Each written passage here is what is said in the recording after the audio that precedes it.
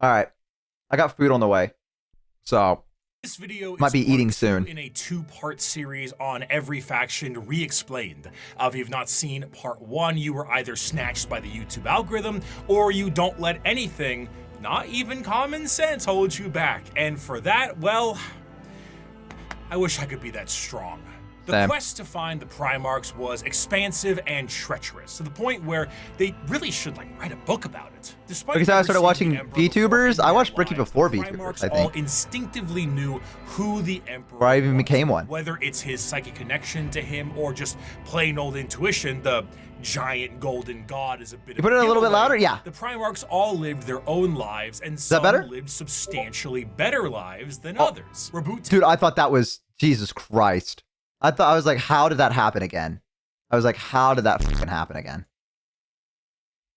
Gilliman of the Ultramarines rose through the ranks Is that better? of these worlds and ended up turning an Still a entire bit quiet, sector really? into a high-functioning society, where others, like Mortarion, lived on the poisonous hellscape of Barbarous under the boot heel of his own adopted father. When the Emperor arrived, some wanted to play a little bit of catch with their dad at first. Good. And some didn't trust the baseball Much better? All right, bat good. he was carrying, and some didn't want to play at all. Eventually, one by one, the Emperor returned his sons to his side to bring them back together as one happy family. Woo! A family who needed a good cleaning. Are you tired of boring old soap? Is your son the foulest being ever? Do your eyes sting when he comes near? People do say that about me. Right back up with the power of Cheeky. That's right, the brand new moisturizing bar soap brought to you by Moist Critical and Bricky approved.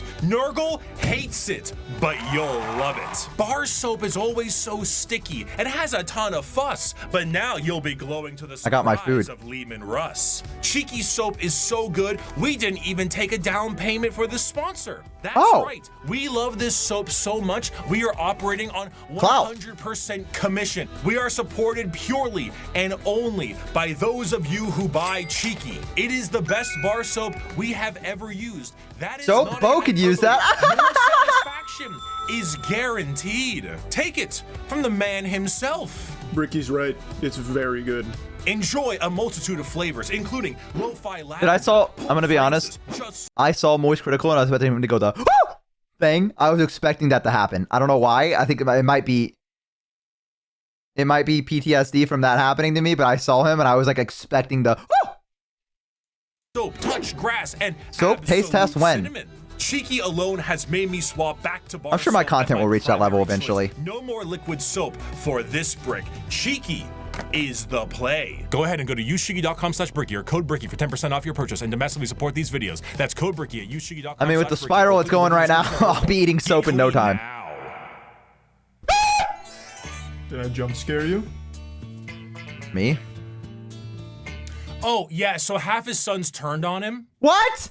After the Emperor was able to bring all of his sons back into the fold again, he sent them on their way with his end goal in mind, reclaiming the lost worlds of humanity. Each of his Primarchs fanned out across the galaxy to accomplish this goal, but the one they were expected to report to was his favored son, and the first one found, allegedly, which was Horus. Horus was granted the title of War Master, and he certainly lived up to Big E's expectations, which were very specific and set by Big E himself to all of his sons. However, either intentionally or not, the Emperor did not mention to his sons some of the more chaotic aspects of the galaxy. Oh, they mentioned this in the first part. In the process of reclaiming a more advanced human world, was informed of the existence of chaos gods, a factoid that Horus initially did not believe. To him, it was a bit unfathomable to think that his father would admit such significant information on the inner workings of the galaxy. However, he soon realized this was the truth, and this betrayal was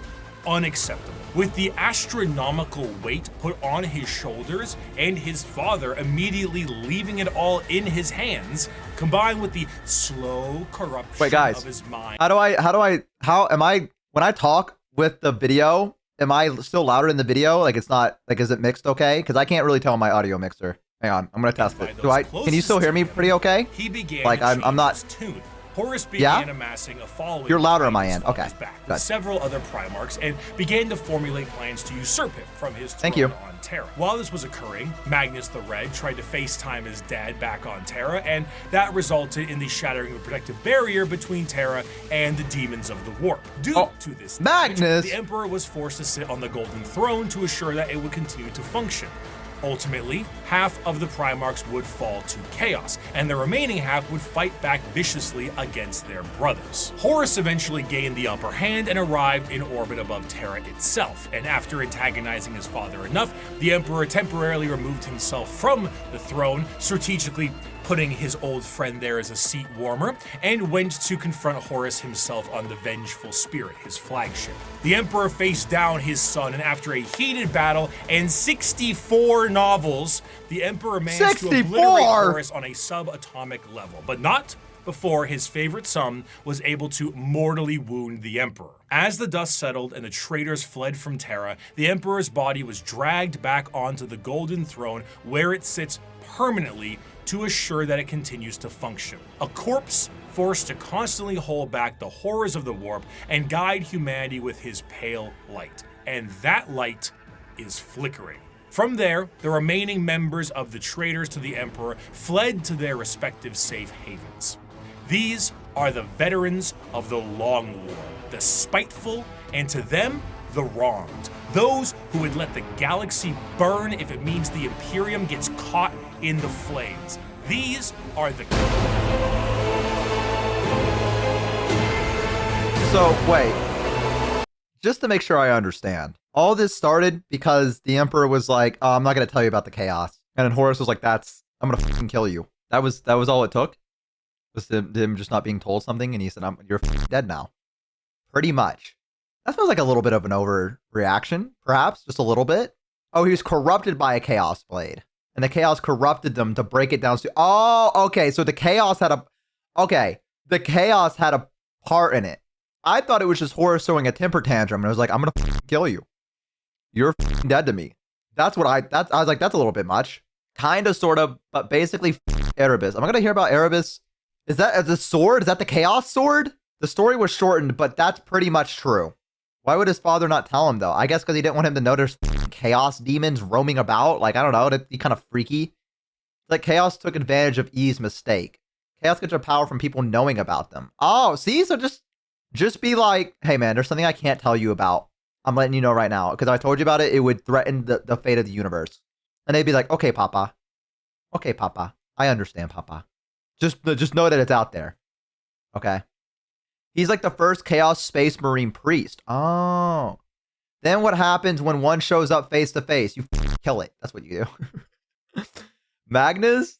Yeah, Magnus really f***ed it up, man. I'm going to be honest with you. Magnus was like, hello? Magnus can hit him with the cell line. You're going to encounter them anyway, so I don't even know. If you do not understand it, kill it. I mean, that seems to be the Space Marine motto, to be honest. And what are the achievements of your fragile Imperium? It is a corpse rotting slowly from within while maggots writhe in its belly. It was built with the toil of heroes and giants, and now it is inhabited by frightened weaklings to whom the glories of those times are half-forgotten legends.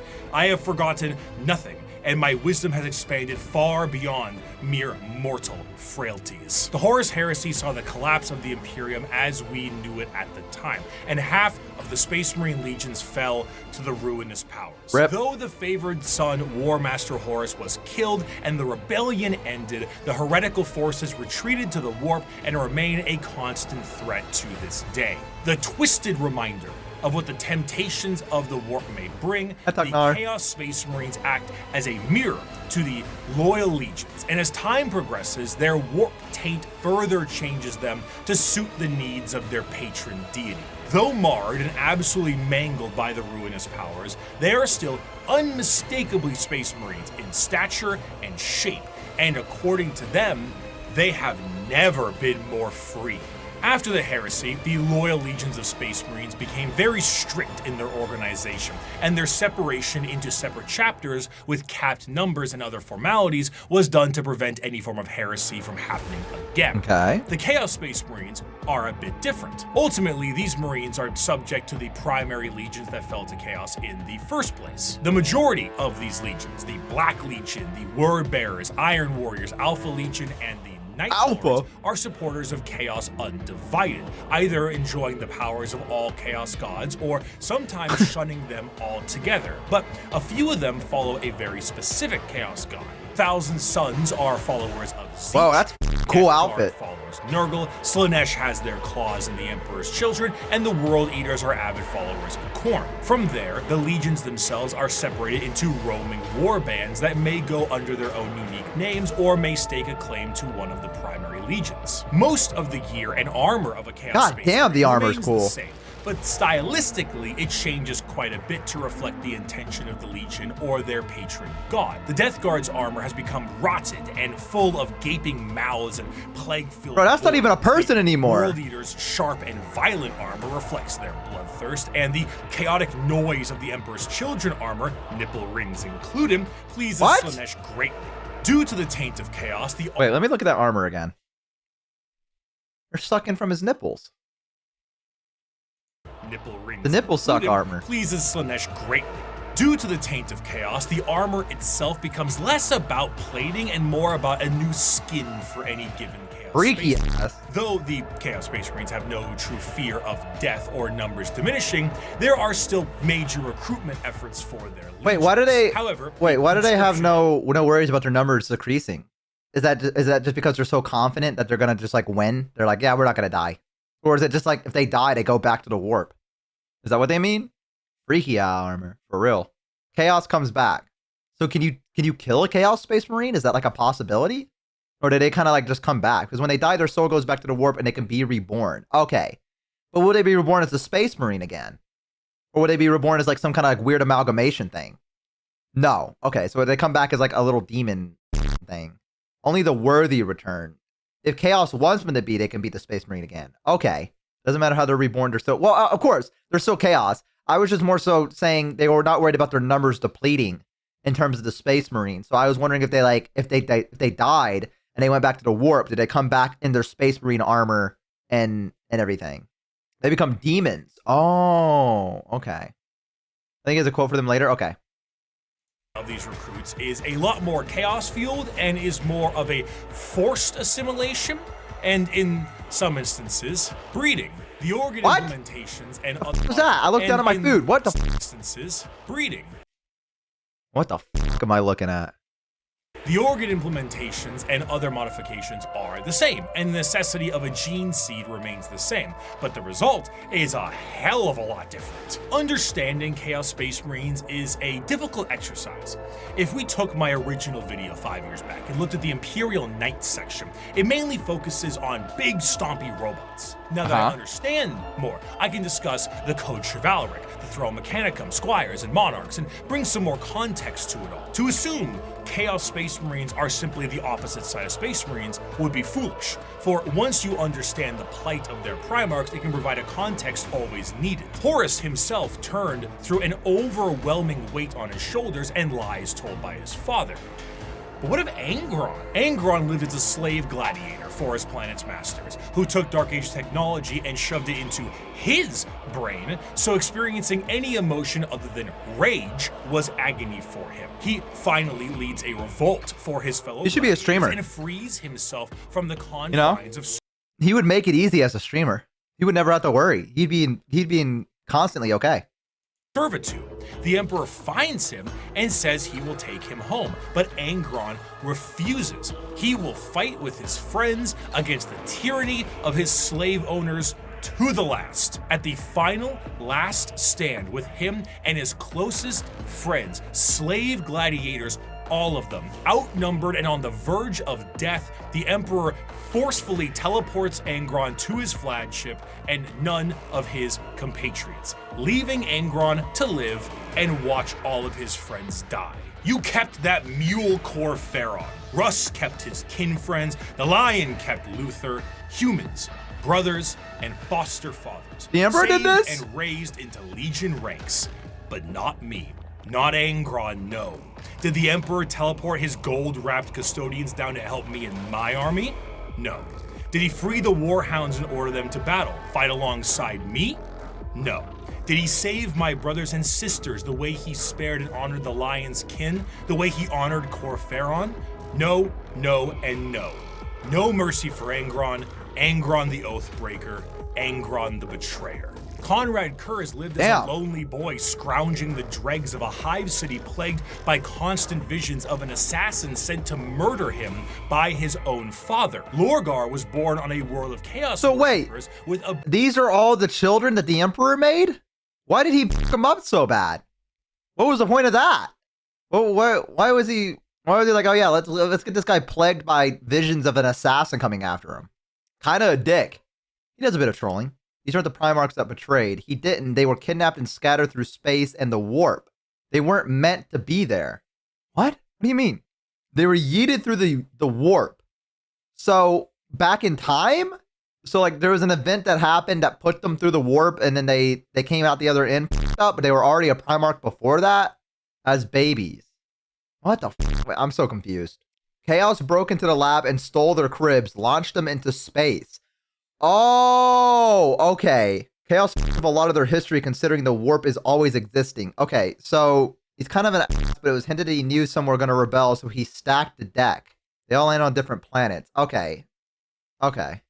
Abusive parents, and the Emperor decided the best way to reprimand him was destroy his holy city. The Emperor robbed Mortarion of vengeance and suppressed Magnus at every turn. The question isn't why the Primarchs rebelled, the question is why didn't they sooner? To them, they are not the betrayers. They are the betrayed. They were under the boot of a golden tyrant and they finally could be free from his heel. Of course, things have changed a lot since the heresy, and the Primarchs of the Chaos Space Marines that have survived the fall are a twisted variant of what they used to be.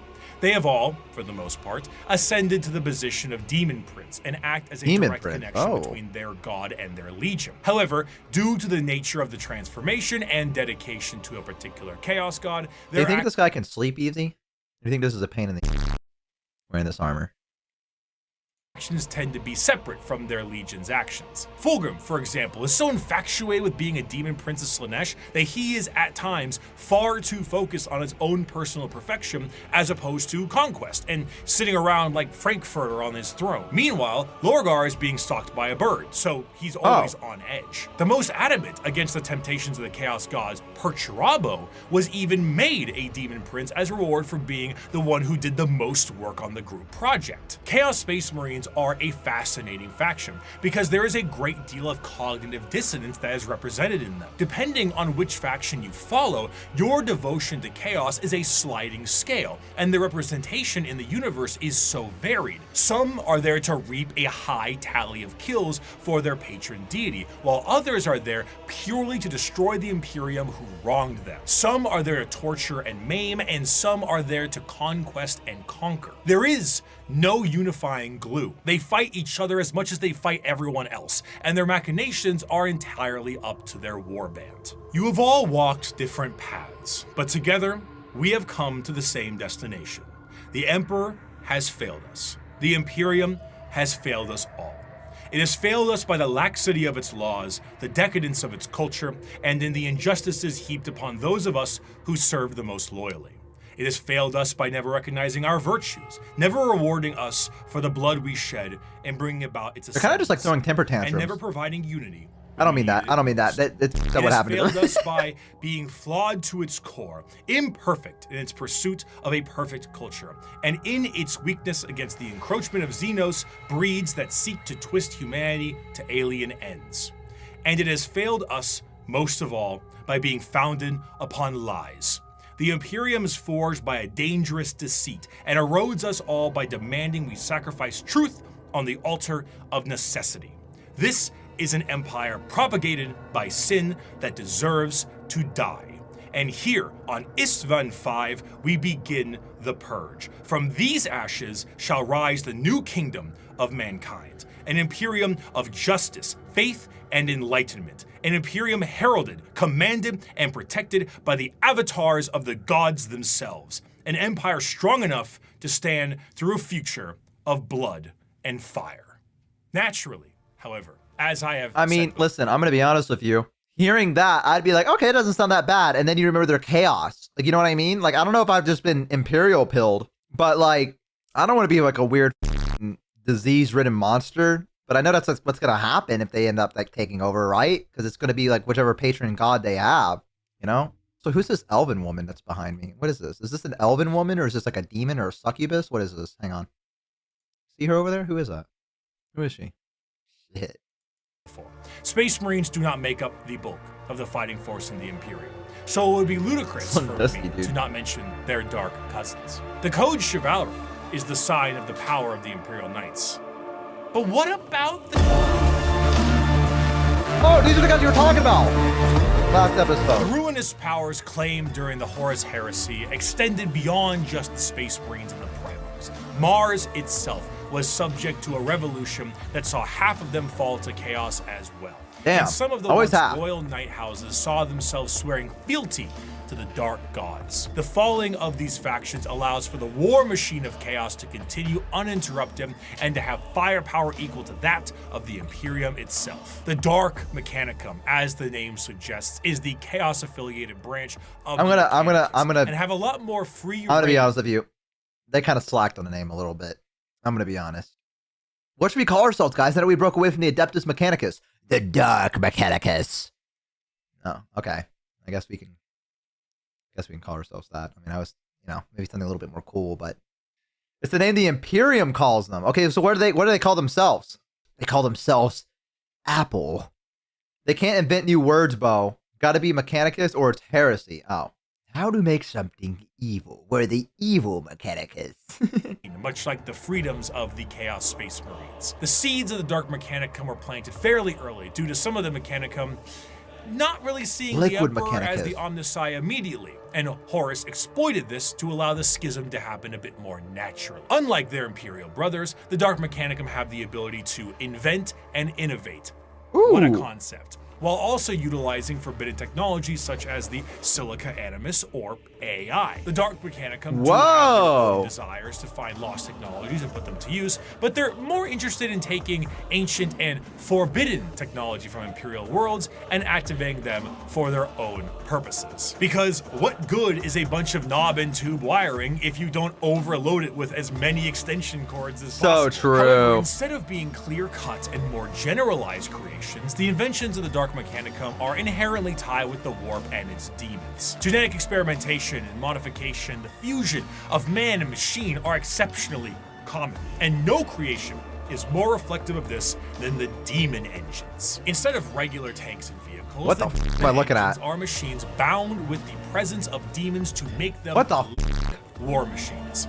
Unlike the vehicles of the Imperium, where a Mechanicus priest may be there to aid in its repair, a Warpsmith sorcerer is there to essentially repair and irritate the demon engine so that it can be a more effective killing machine. In certain factions, awesome like the bitter and siege-loving Iron Warriors, they will lure demons with the promise of glory and easy bloodletting, only to then forcibly trap them into these demonic engines to use as weapons of war against the Imperium. Some lesser gods, like Vashtor the Archifane, is also a contract and arms dealer for the demonic stuff that comes out of chaos. Many demons may sign a pact with Vashtor in the soul forges of the warp, and in doing so are given the weapons of war to kill as much as they can. Should they do so... I mean, honest, the subtitle said soul forges, but it's spelled it S-O-L-E, and that is a forge I want to stay far away from. I'm going to be honest with you. A little too freaky for me. That's a Slanesh forge for sure. Excellent, you may keep it. Should you not, I hope you enjoy your soul working in the forges for all eternity.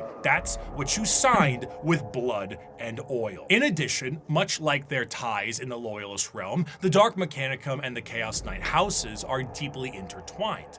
There were, of course, many Knight houses that swore fealty and bent the knee to War Master Horus during the heresy, but a good portion of them had no choice, as they were absorbed by warp storms and corrupted into compliance. Many of these Chaos Knights reflect the very early Dark Age technology knights with more corrupted weapons. The Throne Mechanicum, which once had a noble sitting and taking control of generations of previous drivers and taming a beast, is now a saddle to a monstrosity of wrath and hatred. The nobles of the Chaos Knights fight to aggravate and bring the machine to their will while combating the corrupted minds of their fallen ancestors. Some of these nobles may do such a good job that they themselves fuse into the throne itself and become one with the knight. If a noble dies, no worries at all. Unlike the Imperial ones that require a pilot, a demon can hop into the cockpit and control it instead. The Night Worlds also see full corruption as well. Where there were once peasants, there are now cultists, and the goal of the Chaos Knights are just as chaotic as the gods they follow.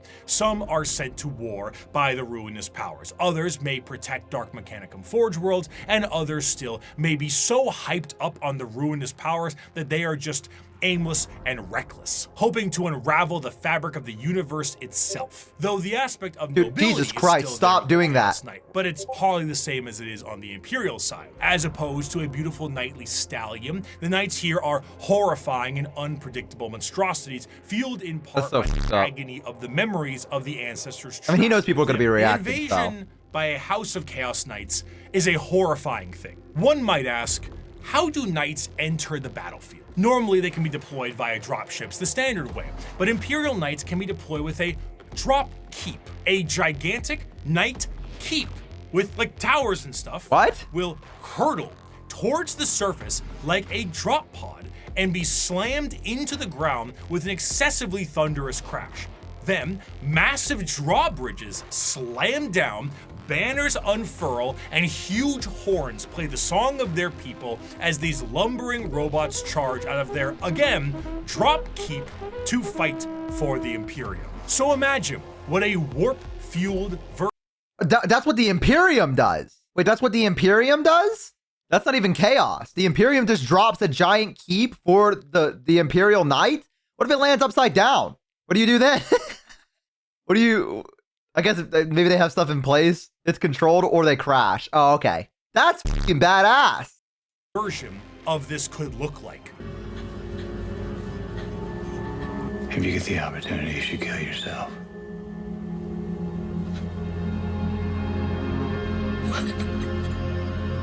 Chaos Knights have have YouTuber such a friends to me. the warp fluctuates in their tread. They bring doom, dread, and despair across the battlefield. Warp storms occur overhead, and psychic phenomenon cling to them. A Chaos Knight will arrive either in some warp-debased platform, or perhaps a portal itself, or climb out of a pool I'm kidding, that was a joke. As the air gets heavy, the enemy feels a crippling sense of paranoia, and the sky begins to rain blood, acid, and God knows what else. The horrors of the warp have resulted in a dramatic change in technology in the favor of their forces. Though in practice, it is a horror beyond comprehension, their baseline desires don't seem that radical on paper. They are creative builders, working to innovate and improve technology while utilizing anything they can to accomplish their STEM goals. Looking at the dark force metal and the Emperor now on his golden throne, humanity is fractured. The Emperor himself is the guiding light for warp travel for humanity, and in being that exists as wait, what did you say? Hang on, wait. Oh, I'm such a good streamer. There are Chaos Knights that can climb out of blood pools like the demon from The Ring. That's so badass. Him for the entire species. Without him, things would get somehow worse. Therefore, he needs his protectors. Where a Thunder Warrior wasn't enough for his armies, and half of his Space Marines turned traitor, the Emperor's personal bodyguards I love the are fur. something else entirely. They are not the fallible Astartes, nor are they a nightmarish concoction of organs and indoctrination. They are built and gene-crafted with science bordering on magic. They number 10,000 strong, and each of them is a hero. They are the Adeptus Custodes. You guys were talking about these Rare guys. is the battle where an Emperor's custodians outnumber our I'm gonna foes. shit myself. They keep doing this. Surrounded upon all sides by heresy and foulness, just as is Terra itself. Yet, like the throne world, we stand resolute, indefatigable, I guess I am leeching off his Let content. the So it's enemy like, come. Let them darken the horizon with their numbers. Still, we will prevail. Though the Emperor sits rotting on the golden throne, his At least, you know what? talons I'll let it remain happen. sharp. The talons of the Emperor was the name given to the most elite forces at his disposal. The left hand of his talons comes in the form of the Sisters of Silence, psychic blanks that scour the galaxy to claim souls. What are to fuel blanks? the Astronomicon in the form of the Great Tide. 1,000 psychers sacrificed daily to keep the Emperor of Mankind alive, dragged into the black ships of the Silent System. anti-psychers. Right Oh, okay. hand of the Emperor's protectorate, his golden bodyguards that serve him and only him. These So are they the immune to the warp Custodians. too? While the members of the Space Marines went out to take back the galaxy, the Legio Custodes stood back and kept a close watch over the Emperor himself. The Custodes are, that's in a badass. sense, similar to Space Marines in that they are genetically modified super soldiers clad in power armor, but that is where the similarities stop. Their genetic makeup seems to be made from the Emperor himself, or at least something quite close. And the precision of their creation predates the development of the Space Marines and even the Primarchs. Oh, Unlike Space Marine recruitment, where there's a process undertaken when a subject is at least somewhat grown, a Custodian's process begins at infancy. The methods in which they are made are a secret, but what is known is that at the very beginning, They each have a Custodian negative. Wait a was minute. made They have a negative aura, and it makes you feel wrong when nearby. And then someone at that comment and said, "Literally, Bo." Come on, man. by the Emperor himself. Regardless of the bioalchemical process, the process is exceptionally long they're like and javelin. grueling, and only a handful of selected aspirants Hi, Wolf. make it to the end. Those that do are clad in the most Basically regal and soulless. I'm sorry, it was a effective low-hanging armor fruit. No, it in was a good the one. Imperium. Commonly, a Custodian is seen carrying a Guardian Spear, an utterly yoked up version of the staves the Praetorian Guards of the Emperor in Star Wars had. They are also clad with Can I specific just? Okay, I'm sorry to pause again, and I know that we're supposed to be here, but warning about Warhammer. Can I just say I love how f***ing unnecessary it is for people to spin in Star Wars. I love that about it. Right? I have a friend that it bothers the f*** out of them, like why they do that, and I'm like, they're just farming aura. That's the whole point of it, man. They're here to farm aura. That's the only thing they f***ing care about. Like, watch this guy right here. See this guy? Watch. Praetorian Guards of the Emperor in Star Wars had. There was no need for that second spin. There was no need for that at all. But they looked great doing it. But it does make you be like, all right, why, you know? They are also clad with specific shields and blades, but the most interesting thing with all of their gear is that due to the meticulous and dedicated maintenance and preservation of their armor and gear, these items are the same ones they used 10,000 years ago. The Custodians do not age biologically, so some of the veterans in the Guard may be several thousand years old. And unlike the Space Marines, they fight entirely as a solo force. When a line of Custodians is holding back waves of enemies, they operate independently.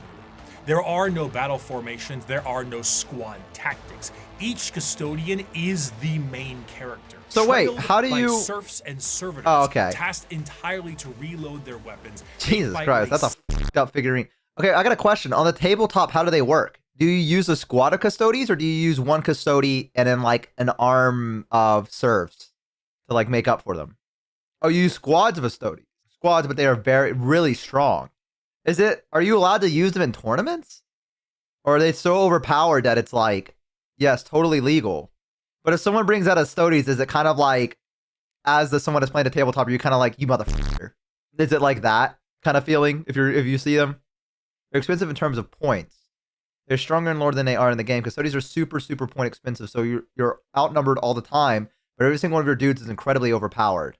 So to have a smaller army overall if they use them. One Custodes is a point cost of like 10 others. Depends on the current rooms. No, they're not OP. Point cost helps balance that. Okay.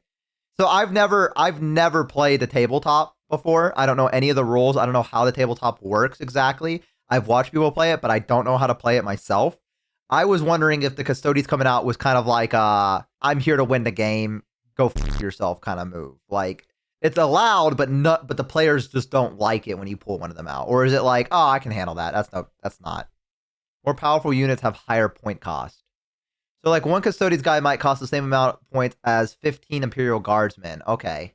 And you play with a fixed budget. We play with equal points in the army. An orc is like 7 points. A custodians is like 70. Okay. All right. See, that's what I was wondering, because I was about to say they seem really powerful. So I didn't know how they worked on the tabletop itself. That's good to know. Thank you, guys. Singular purpose, if not action. Groups of custodians will dispatch enemy after enemy, their spears coming within inches of each other, but never close enough for a killing blow. Their strikes are intentionally defensive, allowing their opponents to attack 1 to 2 times before parrying and ending their lives. Each strike deflected is an opportunity to know their enemy Even one model's significant blow from their patterns. They are truly the Emperor's bodyguards, masters of close combat, enemy knowledge, and reactions measured in milliseconds. Though the custodians are a part of the Adeptus Terra, the members of the guard only answer to their own leadership and the Emperor himself. The leader of the custodians is known as the Captain General, and individual squads of custodians are overseen by a shield captain. As their focus is on the Emperor, their command center is located within the Imperial Palace. Oh, that's a cool the map. Tower of Hegemon serves as their primary base of operations, but there is a dedicated elite guard of custodians known as the Companions that stands 300 strong by the Emperor's side. In total, the custodians are 10,000 strong, and when a member retires, their name is added to the Hall of Name. Oh, hell yeah. Could have named that one a little bit better. Cloaked disguise to serve as eyes and ears for the Imperium. Despite their numbers and their strength, the members of the custodians do not consider themselves to be soldiers or warriors in any way. They see themselves strictly as They're not the bad gun. the Emperor in all facets of his presence. This extends beyond the physical. Custodians believe they represent the guarding of the Emperor's ideals and philosophies too. Their gains are both physical and literary. They are the protectorates of everything the Emperor stood for, and in doing so, the custodians are also artisans and scholars, in addition Gun to and being spear, the I like golden it. guard of the Golden Throne. However, due to this nature of being protectorates, they have a very strong view when it comes to the Space Marines and the Primarchs. The Emperor himself had insinuated many times that once the galaxy was brought to heel, that there would be no need for the Space Marines anymore, and they were to go the same way that the Thunder Warriors went before them. The custodians were meant to be the judge, jury, and executioner of this will, and are biologically designed not only to be able to take down Space Marine with ease, but to be able to go toe-to-toe with the Primarch as well. During the heresy, the custodians mused on how suspiciously easy it was to kill Chaos Space Marines, as if they were trained and made for that explicit purpose. Constantine Valdor, one of the closest advisors of the Emperor, was asked if he ever disagreed with Big E on something, and he said once, with the formation of the Primarchs. I feel I do my best, but they don't. Let me ask you a very fair question. What do you do successfully? Quickly.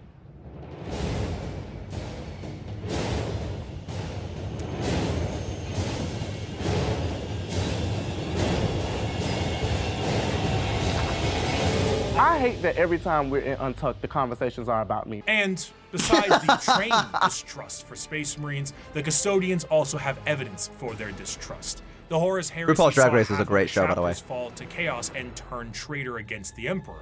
In the mind of a custodian, the fact that half of the Space Marines fell before means that the other half can fall with ease. They True. are fully capable of wiping out literally any force put against them, and in a sense are the final representation of the golden age of terror. However, they are forced to stand in silent and blind service to the Emperor and to the ill of the Imperium. And they, for 10,000 years, have stood vigil over the Imperium and have watched its rise and fall with the inability to do anything about it. While they do go out and fight some battles here and I was about to there, say, did they ever do at the end anything? of the day, the vastness of the Imperium means that the closest advisors to the Emperor himself are powerless to make any change. But goddamn, can they kill a Space Marine? For 100 years, I stood my watch amidst the somber shadows of the Sanctum Imperialis. I was still as a statue, but always ready, always attuned So to just dangers recent. unseen. Oh, what happened recently? Days, months, years passed by in a frenzied blur beyond those walls, yet within, little moved and nothing changed. For 100 years, I did not but wait. Yet had any threat appeared, I would have struck it down in a heartbeat. For 100 years, I stood my watch, and as it ends, I can tell you this: patience is a weapon. Of course, a threat directly to Terra itself would appear to be loyal something Primarch who foolish. changed the rules, It's in started to reform the deepest Imperium. Space, and Wait, is one of the there's an active right now in lore. There is a Primarch who's actively trying to fix the Imperium and is doing stuff. That's allowed? Yes, but everything is more so he didn't fix anything. He made it worse. He is trying his best, and I think that's what we should really reward him for. Robot Girly Man came back from the dead and is trying real hard to save the Imperium from itself. With a name like Robot Girly Man, I trust him. He's the son of God who tells him no, a son of the Emperor, and it's not like he's making much headway. 40k and there are 2 and soon 3. Yes, there are 2. Scale is always something to keep in mind with the lore of millions of inhabitant planets. A small, powerful force is a drop of water in the ocean.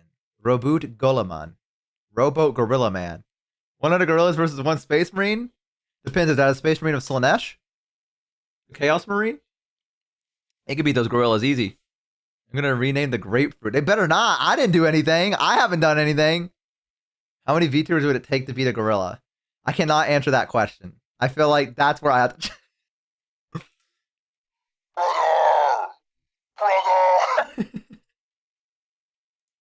the most offended bastions in the galaxy. You truly have to be foolhardy or insane to think that you can take on Terra itself. However, one faction certainly got close. In the dark ages of the stars and in a river of misery, there is one faction having a crackin' old time. The galaxy sees them as savages, yet they have already figured out the questions of the universe. Their numbers are uncountable, their technology incomprehensible, and yet their violence is so very green. I am, of course, talking about the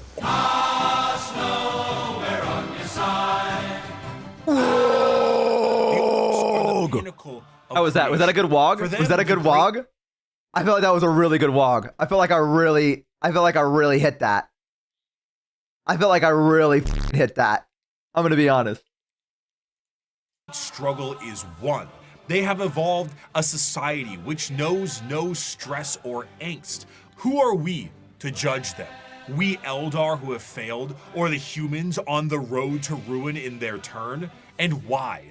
Because we saw answers to questions that an orc wouldn't even bother to ask. I ask we questions. See a culture that is strong and despise it as crude. During the war in heaven, the old ones were doing their best to spawn as many combatants to their cause as possible by seeding the galaxy. I'm gonna pause real quick because I love the orcs and I want to hear this. And I'm gonna focus up. I know a couple stories about the orcs because I have a friend that really likes the orcs in the Warhammer universe. Okay, so if I recall correctly, there were Astra Militarum that ran out of ammo, and one of them pointed their fingers at an orc and went bang, and the orc fell over actually dead. Is that real? Is that a thing that happened in lore, or is that like a meme? And so they held their ground by going bang, bang, bang, bang, and like the orcs were just like falling over dead. And I don't know. That was like a real because the orcs believed they were getting shot at. They believed they were getting shot at, so they actually died. It sounds like a meme. I don't know if this is true or not. I don't know if this is true or not. But this is what my friend told me. It's like they kept going bang, bang, bang, bang. I don't know. I don't know if this is true or not. That one isn't 100% true. Okay, and then it's a very old story.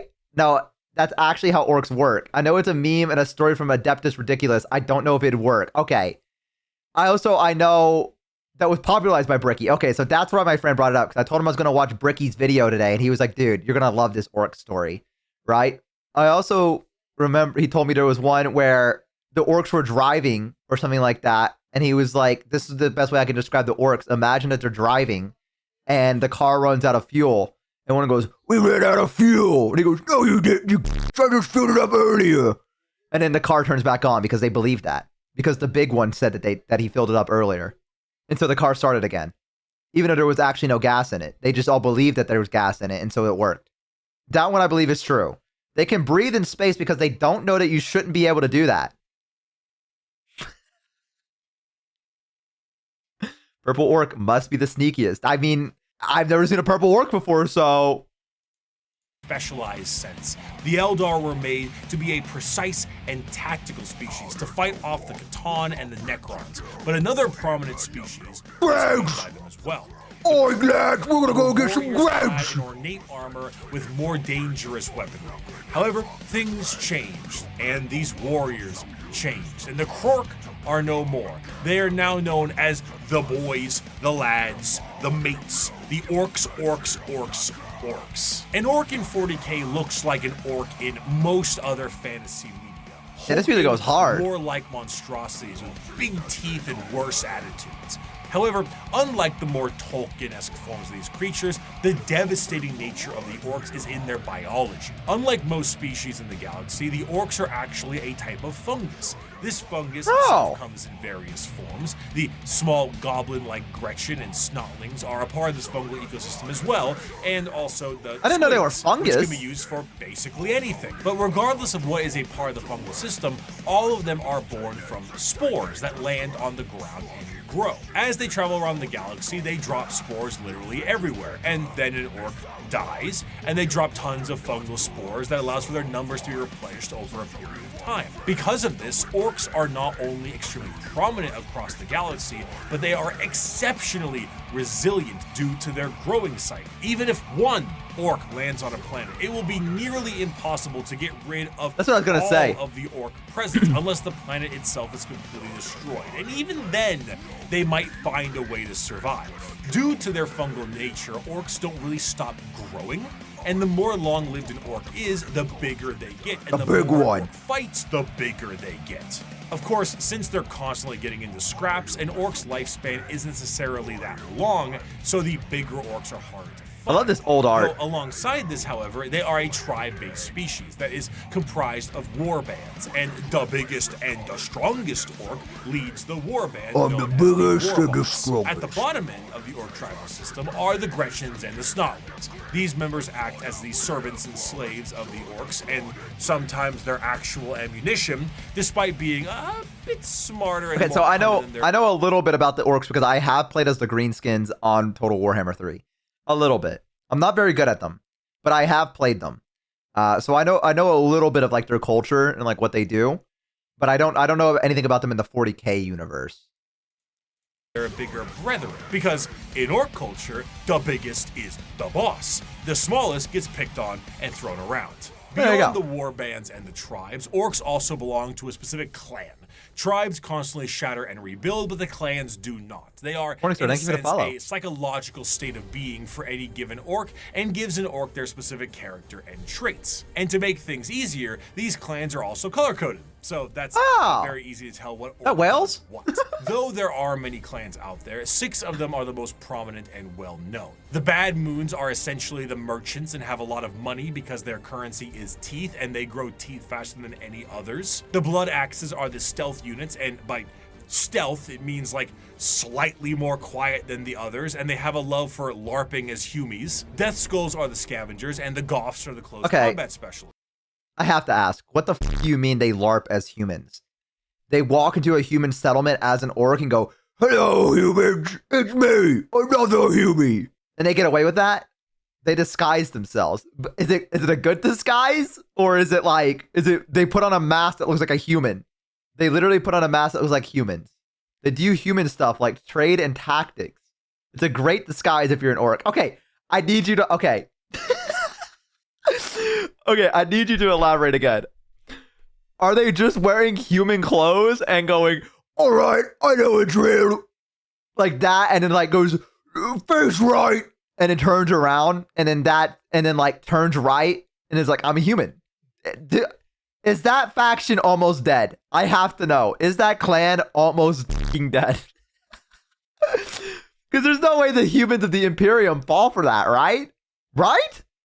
So, like, it might be an empty oil barrel with a leg and armhole cut in it, and then a Space Marine helmet on top, and they disguise as a Space Marine. They have ranks of a captain. They trade with humans and have... Wait, they trade with humans and fight with them? You're telling me the Imperium has had orcs walk up to them and go, We are human. We fight with you. And they said, all right. They let them role play? That's cute of them. That's cute that the humans let them role play. Hey, guys, there are cute moments in the Warhammer universe. They're looking at the orcs and they go, sure, buddy. You go, yeah. Would you risk saying no? I don't think I would negotiate with them. I feel like the Imperium would even give them a chance to walk up and talk to them. Other orcs hate them. Yeah, I'd imagine so. The orcs are the cutest. I'll be like, they're not killing us. What do we do? Okay, I just wanted to make sure I understood that. And on the two ends of the spectrum, we also have the tech-savvy evil sons and the more traditionalist and tribal snakebites. Another major facet of orcs is their religious I love this old art. They believe in two gods, Gork and Mork. Okay. Mork is cunningly brutal and Mork is brutally cunning. The difference between them, according to orcs, is that Mork hits you when you aren't looking and Gork hits you when you are. There's a lot of confusion as to I mean, which one okay. is which. I understand though. Like, you know what I mean? Like, I understand those gods very simplistically. They describe them to me. I get it. One's more sneaky, the other one isn't. Bo has orc brain. I get it. I get it. And this results in a lot of infighting. In other species, this would be considered a sort of religious conflict, but for the orcs, it's just another excuse to fight. I have a quote here, but I don't really do a good orc voice. So I'm going to get my co-host of That's Ridiculous to read this one, and I'll try to lip sync it. Oh, he's more cunning in a grot. Oh, he's more cunning in a grot. I'm not gonna do it. I'm not gonna do The it. boys that follow me can't be beat. On Piscina, we jumped the Marine boys, and our boss pose was covered in the helmets we took from the dead-ends.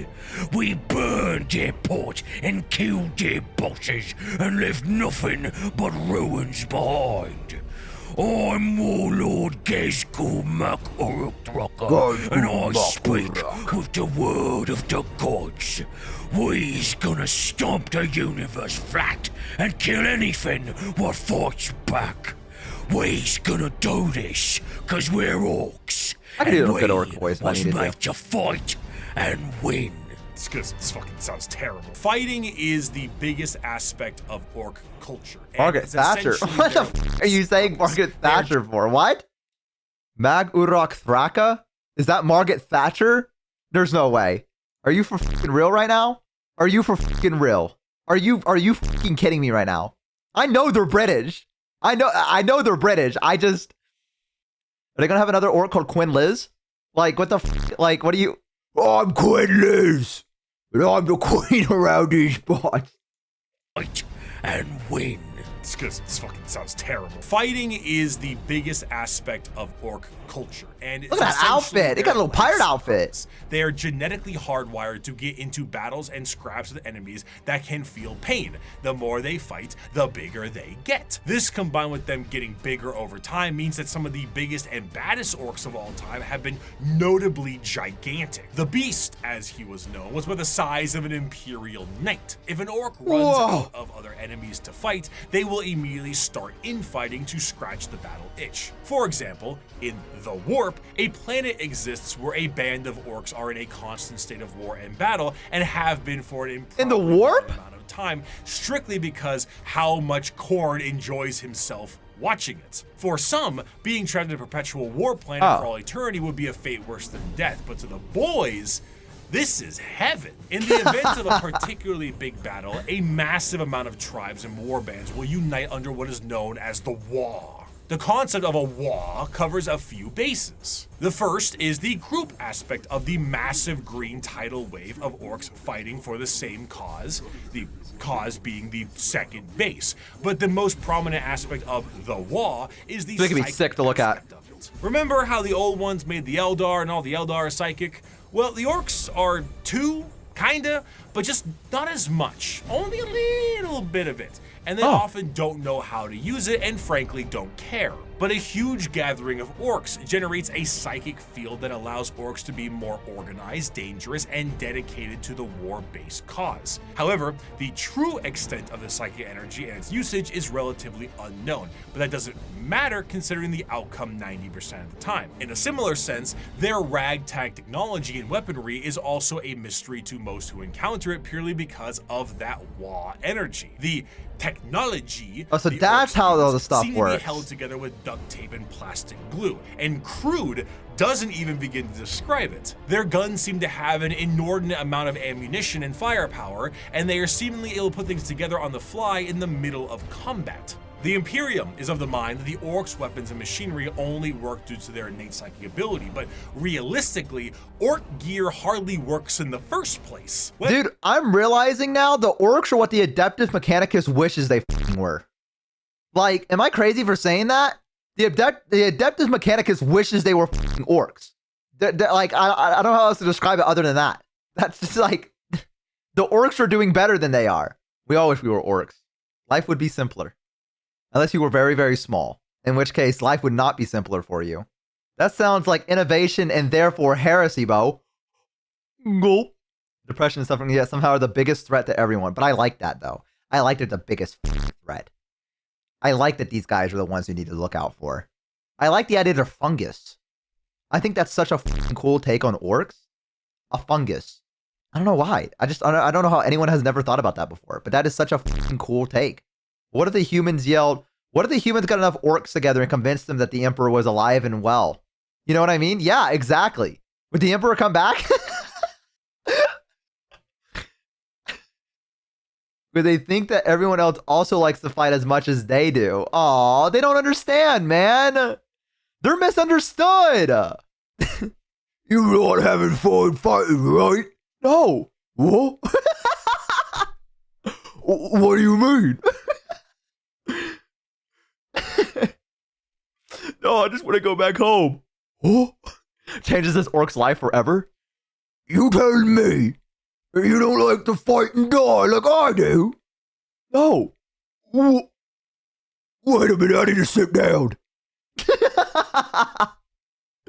I don't use my brain very often, and this is kind of hurting it. Also, lore accurate, the first time the orcs saw the Imperial Titan, they thought that was the actual Emperor. There he is! It's the Emperor! Get him, boys!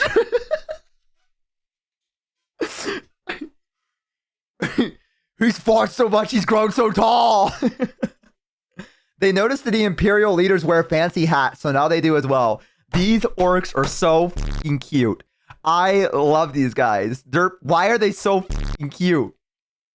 Why are they cute? I don't understand. I don't know how to put it else but the fact that they're cute, like in a weird way. The Emperor is strong because the orcs believe. I'm pretty sure the orcs think the Emperor is actively helping the Empire, theoretically empowering them. Dude, they should just give the orcs a planet and let them fight each other and just like convince them something good about the Empire and just leave them there. And like half that shit might just come true. There are at least 2 books where an orc has killed a Titan by close combat. What the f do you mean they killed a Titan in close combat? What, you know, whatever. I feel like trying to, this is what I imagine one of the field commanders feels like in the Imperium. Like, this is what I imagine. Like, what do you mean we lost a Titan to a single orc? The orcs that don't belong to one clan are known as the Freebooters and run themselves as pirates, complete with pirate hats and everything. Captain Bloodflag is a major leader in the Freebooters. Orcs can teleport Titans. Okay, I gotta learn more about. Hang on. I gotta see if he talks more about it. Hang on. Weapons blow up in a Bugs Bunny-esque manner all the time, and their war buggies can collapse in the middle of battle. Just because it works a handful of times does not mean it's an effective weapon. But this doesn't stop the orcs and their green tide. To really understand the power of the WH energy, orcs can operate purely off of belief. Now, a misconception is that orcs believe something is real and it happens. But that isn't true. Oh, okay. Because that's just one orc. However, there's never one orc. There's normally a few billion orcs together, and if they all believe something is true, the warp will tend to respond with a positive green light. Sometimes. Do the red ones go faster? Well, with enough orcs, yeah. How does an orc buggy with an engine block that's just a boulder with vroom vroom written in chalk work? Who cares? Orcs breathing on a ship with a hull breach? Go ahead. An orc went back in time to kill a version of himself so he could have 2 of his favorite weapons. It is shenanigans. Because of their act.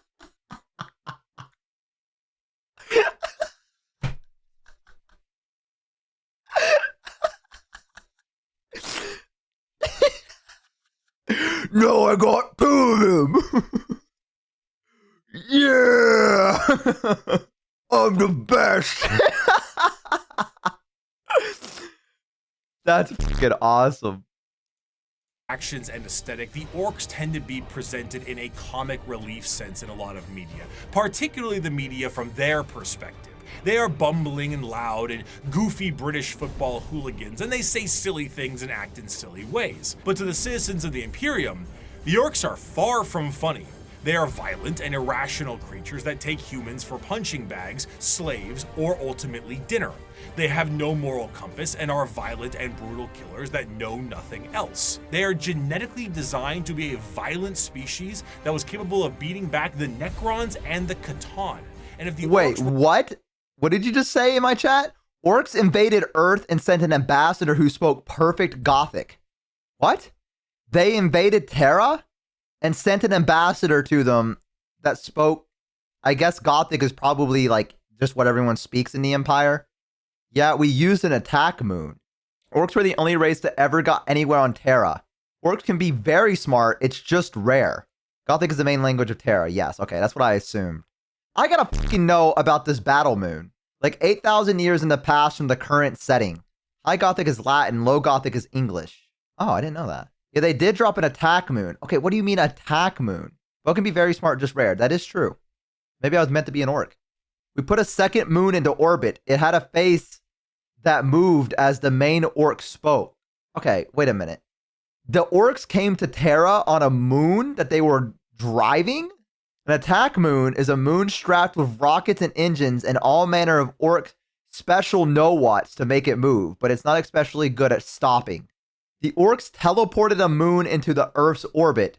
There was a hyper-advanced orc, the Beast, they could teleport planets. So a hyper-advanced orc called the Beast teleported a moon to Terra.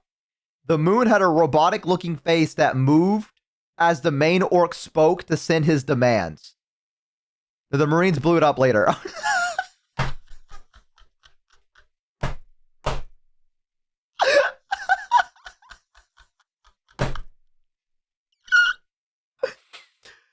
Oh, he was the guy that was the size of the Imperial Knight. I'm sorry, I'm laughing because the idea that you teleport a moon over Terra and you're like, all right, listen up.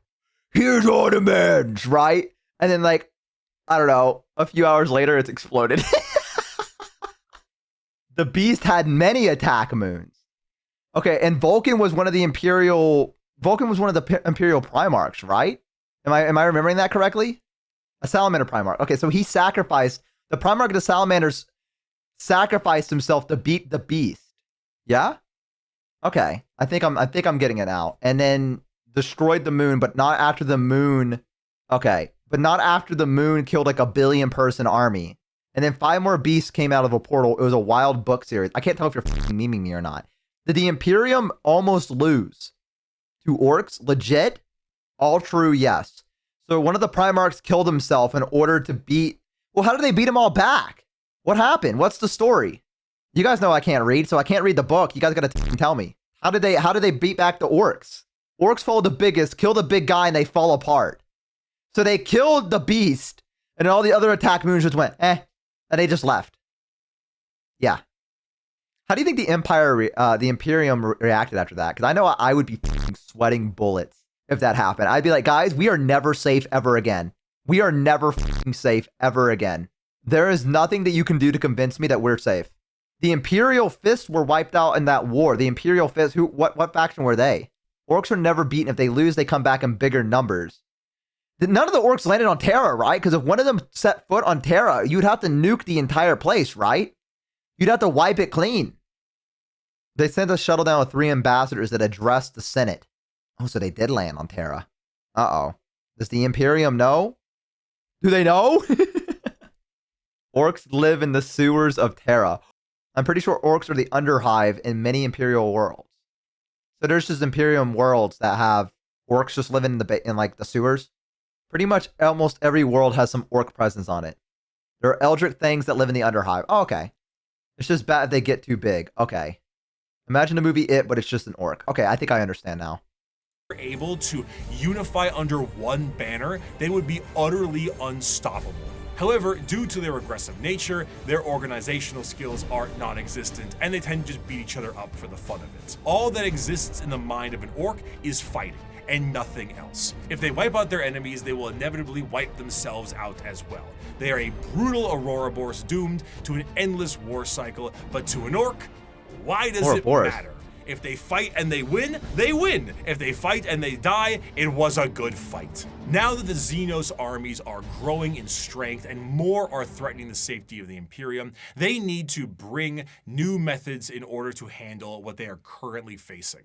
The Emperor is on the Golden Throne. Half the Space Marines are traitor, and they are beset from enemies within and without. So now the Lords on Terra must prepare for anything possible, and sometimes the impossible. For that, they take to the stars to explore and expand. They recruit assassins for priority eliminations. They train a galactic police force and a secret galactic police to force root out any and all heresy. The lesser known yet most feared, Agents of the Imperium. Okay.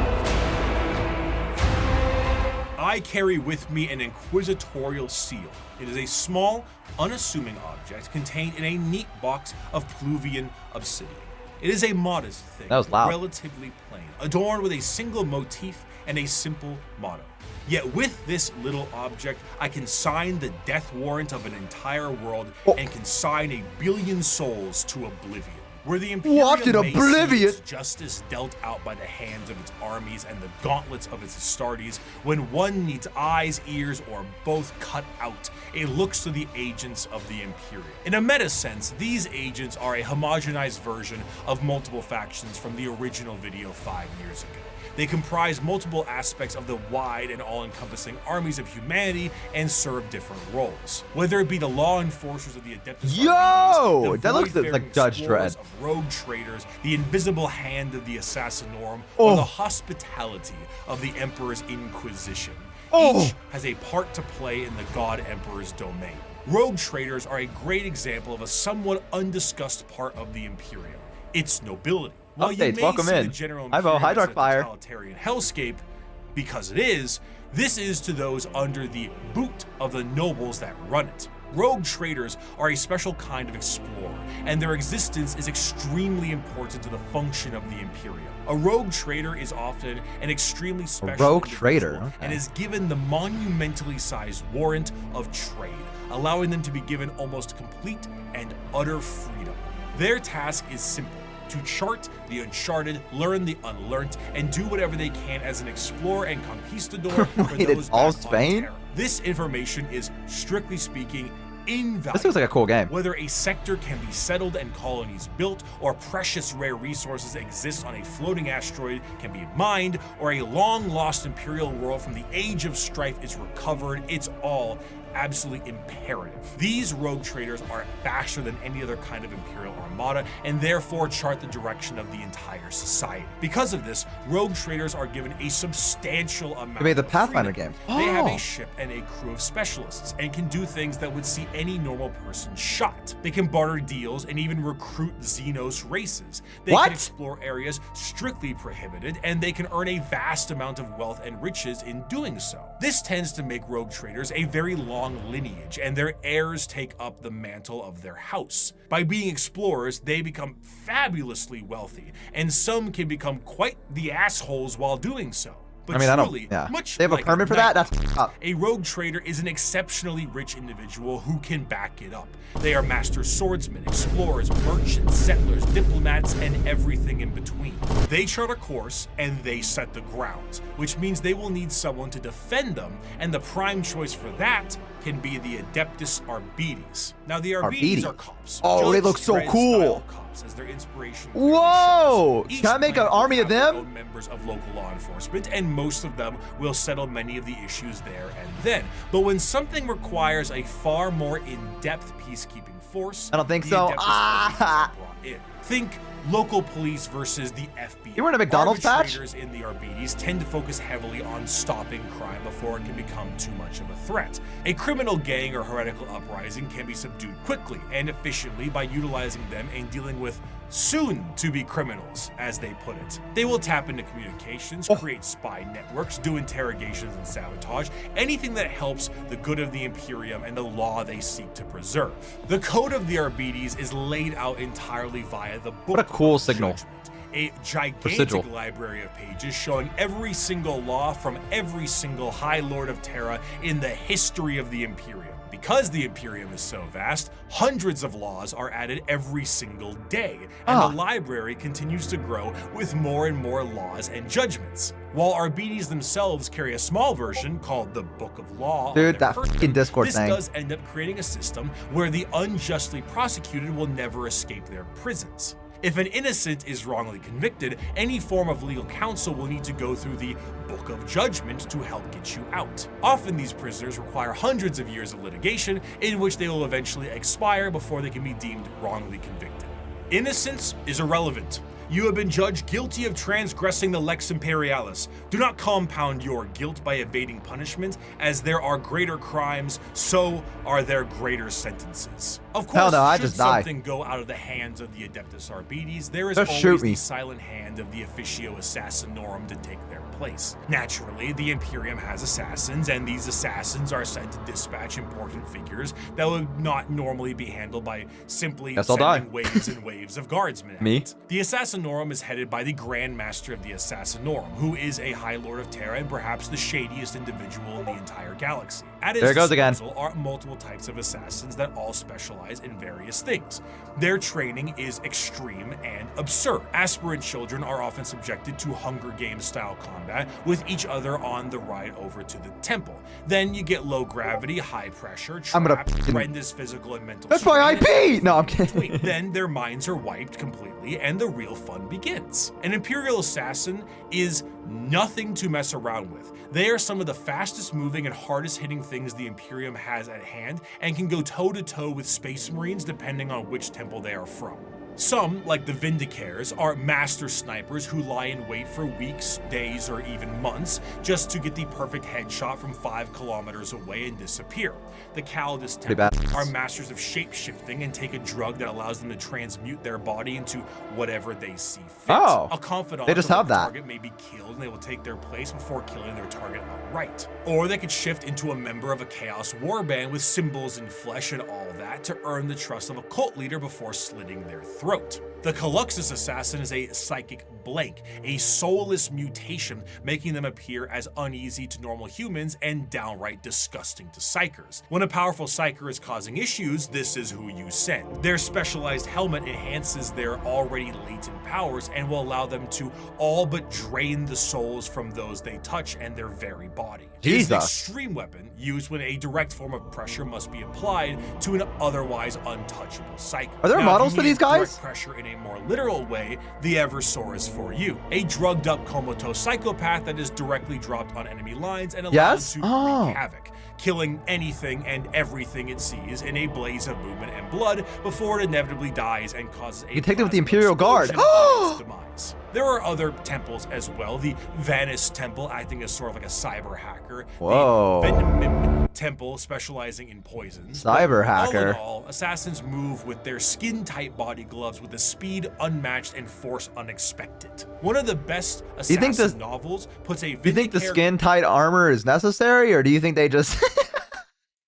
Calidus, and Vanis to infiltrate a night world, kill the High Monarch of the Night, who is permanently stuck in his giant robot knight, install a new ruler in his stead, and make sure nobody knows the Imperium did it. Their Of missions course. are insanity, and Oh, my their bad. tasks impossible, and they do it anyway. Thus is the power the Assassinorum wields. We do not determine the guilty, we do not decide the punishment. We are merely the cold assassins in your instrument of army? the That's so Emperor's cool. vengeance. There is no form of death unknown to us. There is no form of terror beyond our means. There is no enemy. mods being Imperial outside agents our would be reach. pretty funny? That We would are be the actually really blade funny. that hovers over the throat of the To make traitor. Wolf one. We are the bullet that awaits the heretic's skull. We are the poison in the throat of the alien. However, despite the prowess of the Holy traitor, shit. police, Looks like and the Scarecrow from assassins, Batman. there is one that stands above all. As the Imperium settled into its post-Emperor world, they needed a force to root out corruption wherever it could be found. But they needed specialized individuals who could do so. Men and women who would serve as detective and executioner. This new secret police would have unlimited authority, and they would be known as the Inquisition. Inquisitors of the Inquisition are one of the most feared individuals in all of the galaxy for the common members of humanity. Trained in the most difficult of conditions and mental hardening, they have long closed their minds to the compassions of those they deem guilty.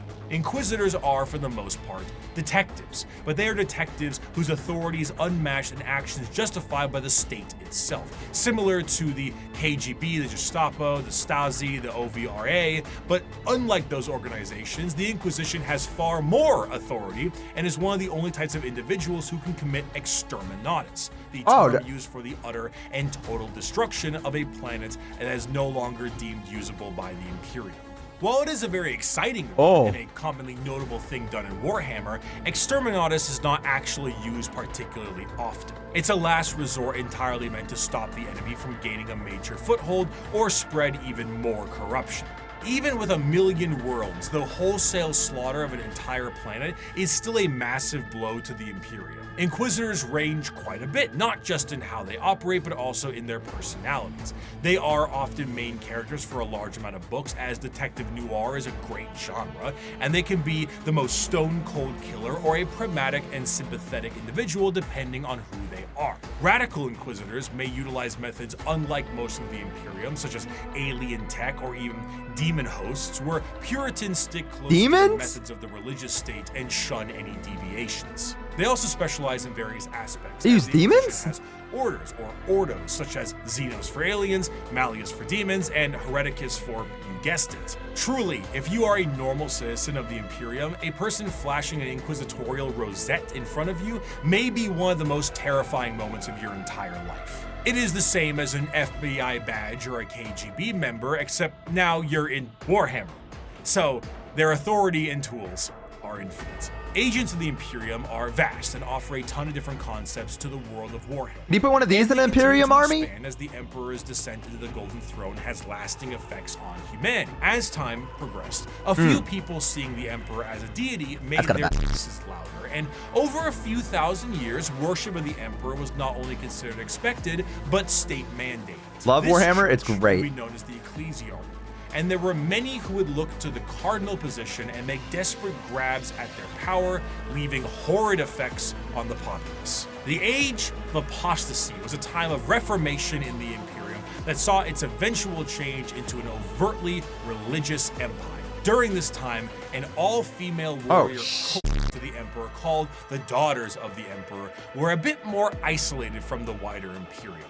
However, as the Ecclesiarchy began to take root, one Goj Van Dyer became the High Lord of the Administratum and noticed these warriors and felt they could be useful to him. Goj himself told these warriors that he was the voice of the Emperor himself and demanded they fire upon him to prove it. Having a little hidden force field that this warrior cult had never seen before, the bullet bounced off of him and showing him to be unharmed, truly blessed by the Emperor.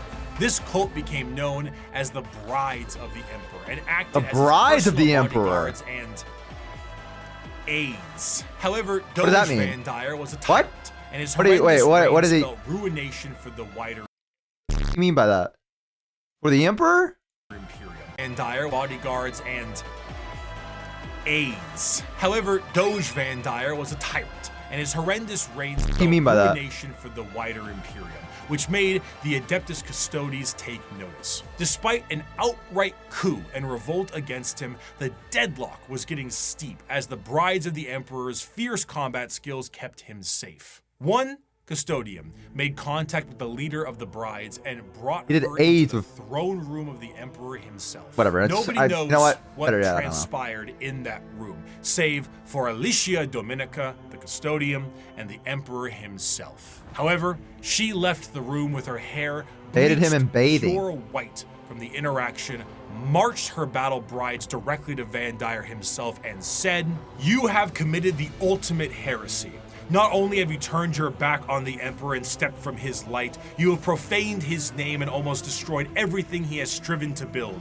You have perverted and twisted the path he has laid for mankind to tread. As your decrees have stated, there can be no mercy for such a crime, no pity for such a criminal. I renounce your lordship. You walk in the darkness and cannot be allowed to live.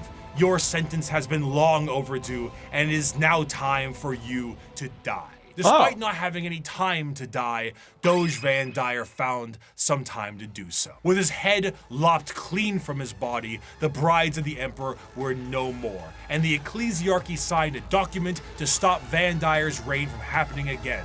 They would no longer be allowed to have men under arms. Men.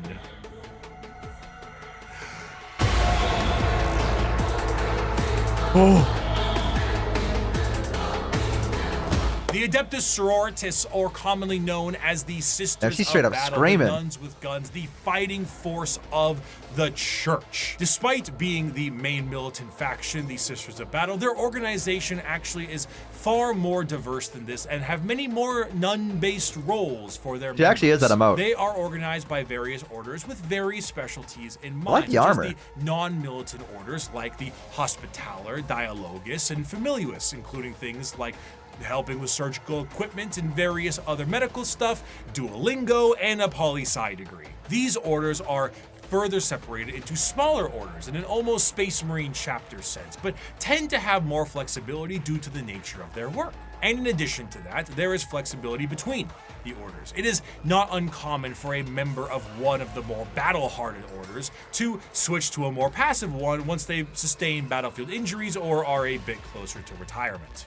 As mentioned before, It's where they have the Sisters of retirement. Battle are a part of their own separate organization, the Order's Militant, and feature the highest number of any given sister. They are the official fighting force of the ecclesiarchy, and they specialize in wars of faith.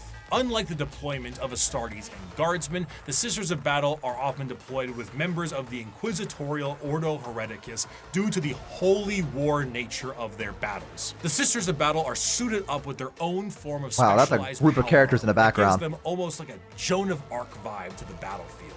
Though lacking the more extreme modifications of a Space Marine's power armor, mainly to the fact that sisters are, for the most part, regular humans, the power armor of a Sister of Battle almost matches the defensive power of an Astartes, but with added flexibility and versatility in exchange for its strength. Some of the patterns of armor do allow for the enhancing of genetics, but this Oh, look, is there's those far little from baby things again. this, combined with an arsenal of tanks and vehicles that have literal church organ rocket launchers on them, What? really brings across the holy war vibe in a gothic manner.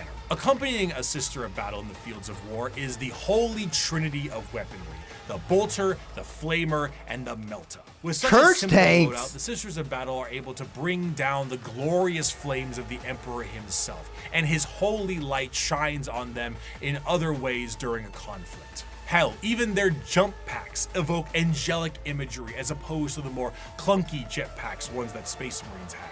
In times of great turmoil or impossibility, a living saint of the sororitas itself might appear on the battlefield surrounded by a litany of doves and cherubs, an almost comical scene of holy glory That's followed bad. by literal hellfire.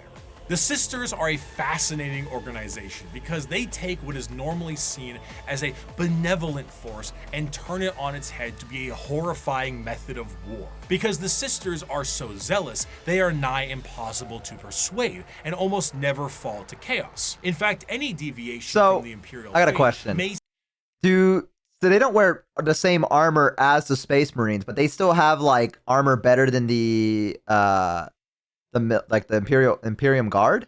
Because I imagine if they're descending from the heavens looking like angels, you probably just don't want like one stray bullet to like kill them immediately.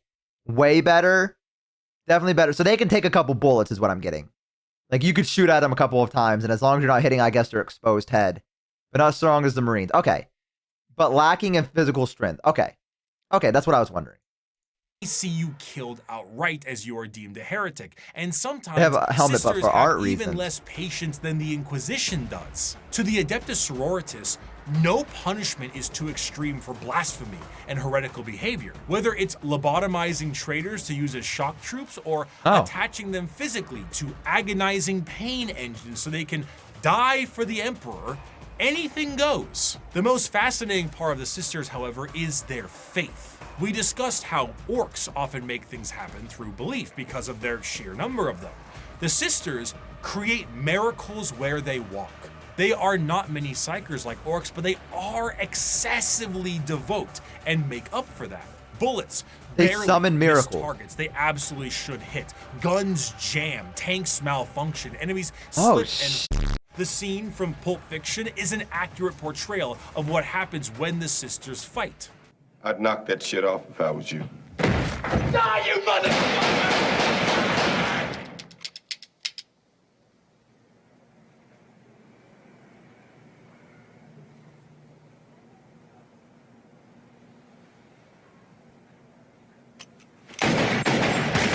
One of the most prominent figures is the Triumph of St. Catherine, a literal open casket with the saint of a sister's order held aloft by lobotomized servant cherubs and protected by bodyguards of the faithful. The devotion to the Emperor swells so strong. Wait, it's a what? It's an open casket. Sister's order held aloft.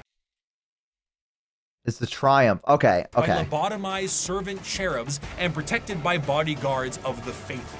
The devotion to the Emperor swells so I love their strong helmets. that Look at acts that. of That's so faith bad. Manifest, and sometimes angels I'm a sucker for themselves. cool-looking When the helmets. sisters go to war, they have thundering organs and litanies screeching out into the battlefield, hymns and songs. They rabble off prayers on their lips and burn holy fire across the area. They spray holy water down from horns atop their vehicles. It is a genuine holy war, a procession of death. Saint Celestine is an undying deity, arriving God damn, look at that precisely when armor. she is needed and returning to the fold after each death. When she dies, she sees a crying young girl atop a mountain of bones. Her bones, after every one of her deaths. She climbs this mountain every time to help comfort this crying child and is rebirthed upon the battlefield. And one day, her deaths will create a mountain so large that even she will not be able to traverse it. Is she a demon of the God Emperor? What the Perhaps, but she'll be shot for saying so. She is genuinely and literally faith made manifest. Some sisters may make a mistake, however, and find themselves questioning their faith, disobeying a command, and even leaving their order. I These love her. sisters are sent for reconditioning and are known as the sisters Repentia. They generally face the front of the line head on and seek retribution and forgiveness from the Emperor himself. Though their actions were heretical, Repentia on the fields of battle is an indication of an individual wanting to become forgiven. They run aloft with torture devices attached to their bodies and a chain sword the size of their body, completely armorless, to determine if this is how they die or if the Emperor will forgive them. Even the most famous champion of the sisters, that Saint Celestine, was a Repentia. Even she questioned her faith. And if she can do it, so can you. Just don't run away again. They don't really do third chances. The Sisters of Battle are martyrdom-enthused zealots. This is that such a create cool idea. miracles in their tread. Their devotion is boundless and also a direct source of their power. There's a theory that the whole Emperor's army faith is of causing him to become a power-armored fifth chaos soldiers god. Shooting, burning, and melting all in Heresy. their path is bad enough, but it enters a whole different level when God is on your side. By bolter shell, flamer burst, and melta blast, the mutant, the heretic, and the traitor alike are cleansed of their sin of existence. So has it been for 5 millennia, so shall it be until the end of time. The Imperium devolving into wars of faith is to push its agenda further. Where the xenophobic nature of humanity was once strong, it has now been magnified. And there are the thing is, of aliens. I don't even have a lot to say because it's like, what can you say about this? Like, other than the fact that it's just bad. Like, you know what I mean? Like, I've been trying to figure out things, so I'm trying to like make this like a react. But like half of the video has just been me quietly sitting here. I feel like, because I'm just immersed by it. Like, I think this shit is so cool, and I'm like, if I pause and I try to talk about it, I'm going to forget half the shit that they just told me. And I'm also thinking in the back of my head, like how many of these are like figures that you can actually use on the tabletop itself. We still got like 3 more factions to discover. That is true. We do got 3 more to discover. I really like these. I really thought you already knew Warhammer. I don't really know that much about Warhammer. No. Though now I know. Now I do. So yeah, this is bad. I like these a lot. And how do they play on the tabletop? Are they like powerful, kind of like the Adeptus Custodes? Or is it more like you can have multiple of them on the field? Ricky has an army of them. Is it just an army of them, or Ricky has 5 armies he plays? This army rule is faith dice. You must roll some dice early on, and you can substitute rolls later with those dice. That's fucking cool. That's a very cool way to play this character. Are you kidding me? That's awesome. That's actually a really cool mechanic. They're portent dice. They kind of are, yeah. That's amazing. Yeah, I don't know how I feel about the agents in the Imperium. Like, they're kind of cool, but I mean, the only ones that really got me, I guess, were like the cops, as weird as it is. And the orcs, of course. The orcs were fucking amazing. I love the orcs. Chaos, I'm gonna be honest, Chaos Space Marines are kind of cool, but they didn't really catch me as much as the others have. Like, still, I would say, I'm gonna have to see what it is, but right now, I would say the orcs, the Imperium Guard, and the Imperial Knights, I think, are pretty cool. And yeah, I think those are the 3 right now. And the Eldar, so 4. He really skipped the deity Chaos Legions. I mean, listen, I only know what I've been told. Are also a pain in the ass to paint because all the yeah, I would imagine they're probably pretty difficult to paint. Yeah, I would say so. Orcs are very RNG. Win big or lose hard army. I feel like I'm okay with that. All right, in this the last few 6,000 years prior factions are coming to up. Current events of 40k, a planet was found by an Still Advent love that exploration armor. vessel. The life forms on the planet were seen using tools, but they were still very primitive, so the planet was marked for destruction to pave the way for the Imperial War Machine. However, this was thrown off because of an extreme warp storm and that whole Doge Van Dyer thing. Flash forward to modern day, and an unknown but highly advanced vessel was shot down near an Imperial mining world, and the bodies on this vessel matched those life forms found on that primitive world. The native creatures on that planet were able to evolve rapidly due to them being unobstructed, and their highly advanced gear posed If it's a perfect, new it ain't orky. threat. True. Maybe I should do orcs first. Advancing over these years with a remarkable speed, these are the new upstarts in the galaxy, looking to make a name for themselves, all in the name of the greater good. These are the... Loud. The alien Loud. is not intrinsically evil. Do not hate him. Pity him his ignorance. Seek to understand his differences and acquaint him with his inadequacies. Only then will he accept his place in the greater good. The early history of the Tau is chaotic at best. Due to their extreme speed run to space travel, their journey to the stars were overburdened with inner conflict. It wasn't until the appearance of the Ethereals that things began to settle. These Tau to the warring tribes marked their unification under one common belief: the greater good of the Tau Va. What about the greater good? The greater good. How can this be for the greater good? The greater good. This system is a caste-based system that seeks to unify and organize the Tau into an effective and successful society while working for their mutual benefit. These castes, in order from lowest to highest, are the Fire or Shas caste, which is soldiers, Earth/Theo, which is manufacturers and industrialists, the Water or Core, being diplomats and traders, and the Air/Core, being Navy officers. Also, you have the Ethereal/ Oh my God, which is Jesus. the lords and leaders of the Tau. Now, unlike the paths of the Eldar, the Tau don't get any say into which caste they're in.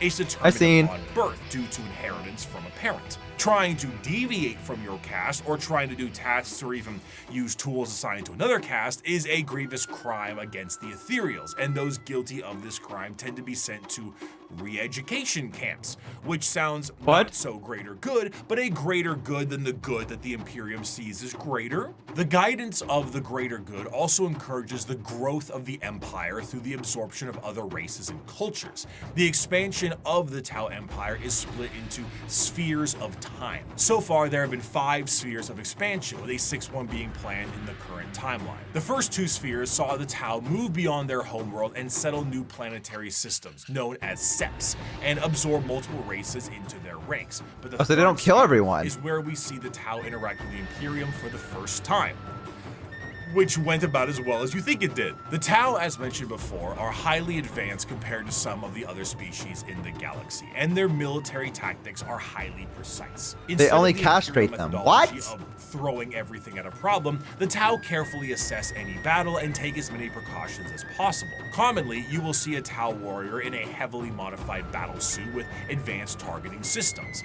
The Tau do not often consider close combat to be something very effective, so they don't really put much stock into it. Their Gundam-like battlesuits have a multitude of functionality, ranging from overwhelming firepower to stealth-based combat, and since they're an upstart species with a bit of technical flair, they have plenty of AI drones that help them in the field of battle. In addition to this, the Tau are also joined in the field of battle by some of the species that have been absorbed into the fold of the greater good. These auxiliaries often employ tactics that the Tau are unable to do on their end, such as the brute force and almost primitive nature of the Kroot, combined with the Geonosian aerial shock attack style of the Vespens. But the Tau assimilate more and more species with time, including even some humans who wish to break off from the Imperium for they let in humans? The aesthetic of the Tau also leans a bit more into the East Asian sci-fi aesthetics. The large mech suits definitely evoke that Gundam look, but the general garb of their higher-ups kind of create that motif, and they often have accents in the games that they are in. But while Tau are looked at as Gundam mech faction by some, others enjoy them for the full coalition of aliens. One of my favorite is the term for humans in the Tau Empire. Official artwork by Games Workshop. Boy, Vesa. Now, not a single one of these aliens are a faction in Warhammer, and yet they all are different species that do exist in this universe. The Milky Way galaxy is vast, and while the Imperium and many others exterminate what they can find, the Tau will assimilate those that can be assimilated. The Kroot and Vespens we already discussed, and the humans and also Votan will join them at times, but you also have the Galg, the Nigasar, the Vorg, the Thraxian, the Terrellian, Greet, Domati, and many others. I want to see all these guys. What do they look like? And some are major players in the civilization. The Nigasar are, for lack of a better word, gigantic psychic polar bears with bird-like faces. The Tau have psychic bears. And the fact I haven't seen this is a crime. The Tau as a culture are generally marred by the various issues that an advanced civilization would have in an unadvanced galaxy. I can't believe you didn't show us an image. They do not travel through the warp because of the insane dangers, but instead use a more classic FTL jump. However, because they aren't going through hell, it makes them a lot slower than many other races. The Imperium might surf through hell and lose a few ships, but they will get there first. Often they will take enormous cannons and weaponry and defeat their foes. A sort of Covenant-like? I can kind of see them like the Covenant. One of their light walkers carried a weapon of lethal effect. It fired a form of ultra-high velocity projectile. I saw one of our tanks after being hit by it. There was a small hole punched in either flank. One, the projectile's entry point, the other its exit. The tiny munition had passed through the vehicle with such speed that everything within the hole not welded down had been sucked out through the exit hole, including the crew. Oh my God! Their bodies, for all that remained of them was a red stain upon the ground, extending some 20 meters from the wreck. The fascination of the Tau, in any other modern day world, their society would be horrid. Rigid caste systems, corruption, and politicking ethereals, and basically it's the great good or nothing at all. But in the world of Warhammer, the simple fact that humans are accepted into their sphere should they please already puts them far and above. Yeah, I was gonna say, these guys are not that bad. But despite this, the existential dread that is the Tau Empire is ever so apparent. Despite being hyper-advanced and welcoming a coalition of aliens, they are the upstarts, and they are painfully outnumbered on all sides. Almost any other faction in the universe, given the right amount of force, can wipe out the Tau Empire from existence. They themselves might not be perfect, but their slight glimmer of hope is exactly that, a glimmer in a dark and crushing galaxy. Of course, nobody dares take the attempt to destroy the Tau Empire, because doing so is an enormous amount of resources, and For the same reason why you don't full send your whole army to one person in a commander game of Magic. You open yourself up to player 2 and 3. But not to say it won't be a struggle. The Tau Empire, when prepared, are a vicious fighting force who might delete your formation before you even see them. But they lack numbers, and in the dark corners of the galaxy. Wait, before he begins with the Tyranids, the Tau are pretty interesting. Are they? I'm sure they have something fucked up with them, right? But are they the first instance of like? Because he didn't really describe them as anything they did was bad. Like someone said they castrate people, which I don't know. Like I don't know if that was just them saying it. They do eugenics. Ah, is that what they're doing? Their leaders are suspected to mind control the population, comparatively one of the less bad. It mainly is a caste system, and they are hopefully outnumbered. Yeah, they do some shit. There it is. There's the evil. They're also relatively new, so not a ton of lore. Okay, when did they come in? Was it like recent? Oh, and the Supreme Commander is a hologram because we killed him, but they can't admit he's dead, so they have a VTuber in charge. Oh boy, that always goes well. They wanted the weeb money. I mean, I think it's a pretty cool idea. I mean, for what it could have been, you know, like it definitely has like weeb aesthetics to it for sure, but I think they handled it pretty decently. I mean, I like the idea of a coalition of aliens because I think that makes it like a pretty cool to see like on the field. If they ever release the other ones. There's like one Vespid unit. So they haven't released a lot of units for the Tau yet, is what I'm picking up. Like not a lot of models. They have a lot. Oh, okay. Because I was about to say, just not many aliens. Okay. I was going to say, it's kind of crazy to say that they're a coalition of aliens and then not have the models prepared for those aliens. They don't have any of the minor species. That's interesting. Because from this, it seems like some of their stuff is handled by using the other species as like aerial forces and stuff like that. So Games Workshop hates happiness. They hate us? Auxiliaries, that's what I meant. Yes, thank you. That's what I was looking for. Mostly Gundam-looking mechs. I think they're pretty cool. I don't think I would ever play them, but I think they're pretty interesting. I'd be curious to see how they develop over time in the Warhammer lore, and I'd also be curious to see how like the figurines and stuff like that. They move very slowly on things. Okay.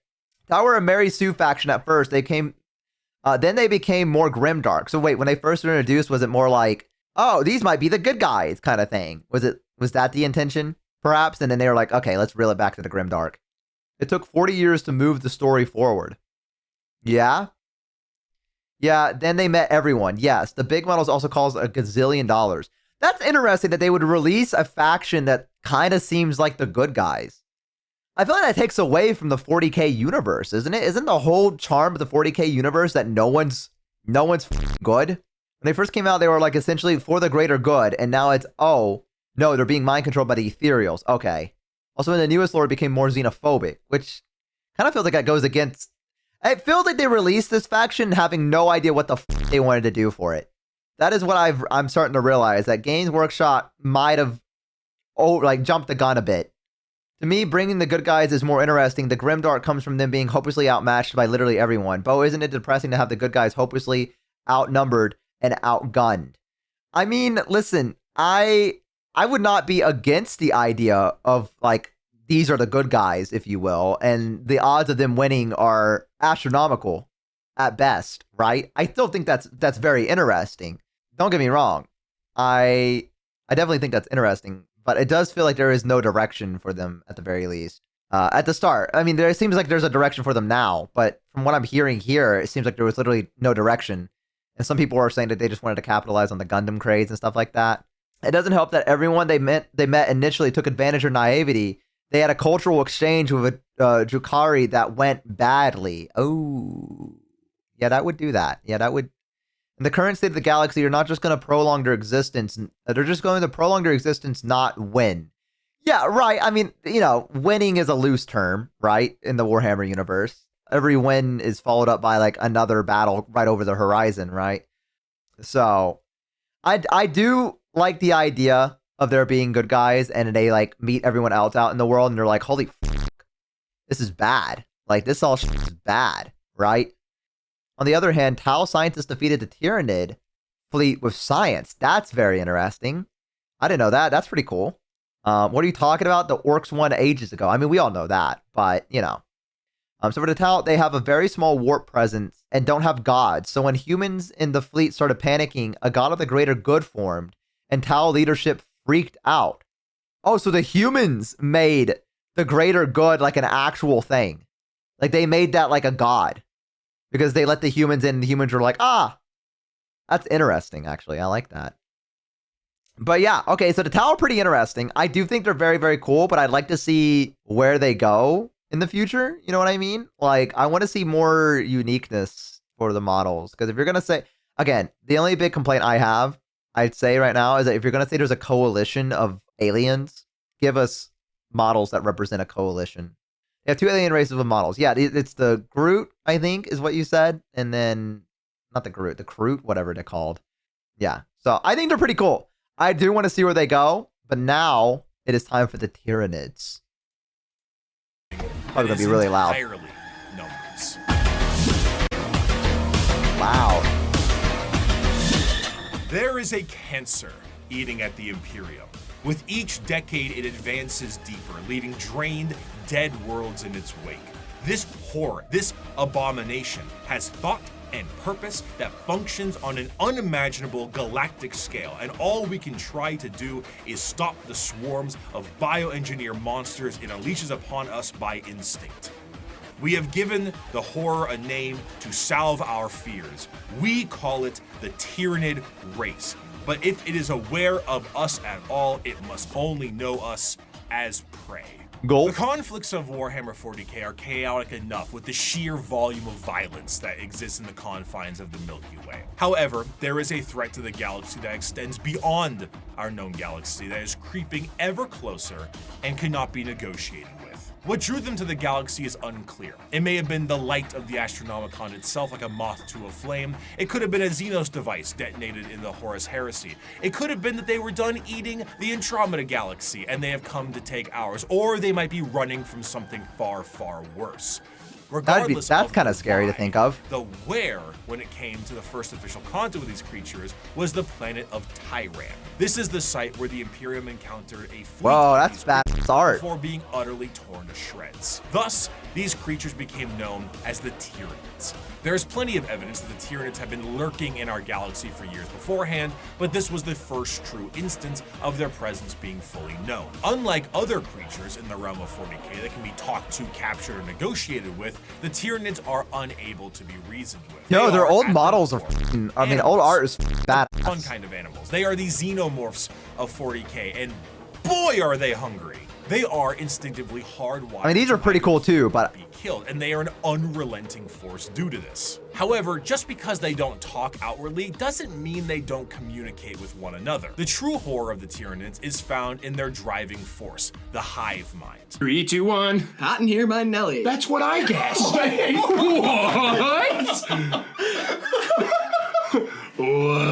You see, the Tyranids I thought they were are gonna a kiss. collective consciousness that are all connected to a singular embodiment of psychic power that is utterly incomprehensible to the human mind. To keep this connection there, the Tyranids on the field of battle are followed around by synapse creatures, essentially serving as their Bluetooth connection to the greater hive mind. the Bluetooth This device allows is them to send connected. and receive information about the battle they're in, and it also allows them to adapt to certain situations based off of the information gained. Depending on the enemy, the swarm might be able to develop a new weapon or new tactics so they can get the upper hand. When the synapse connection is cut, they are unable to essentially form a save state and are stranded. The sheer power of the hive mind presence pours from each Tyranid in such a manner that it causes a distortion in the warp itself. Jesus. A hive fleet's arrival can cause a dark shadow the size of several light years, coined the shadow in the warp. This shadow prevents any usage of the warp, or at least makes it exceptionally difficult. Communications shut down due to astropaths being unable to talk. Ships cannot freely enter the warp, and even creatures with a warp sensitivity feel an immense dread due to it. It causes everything to just kind of sit dead, like at a buffet counter waiting for the afternoon meal rush. The Tyranids meander through the galaxy in these gigantic hive fleets that are fueled by bioships, and these They vibe check you, they do. pools for Tyranid armies and more ships.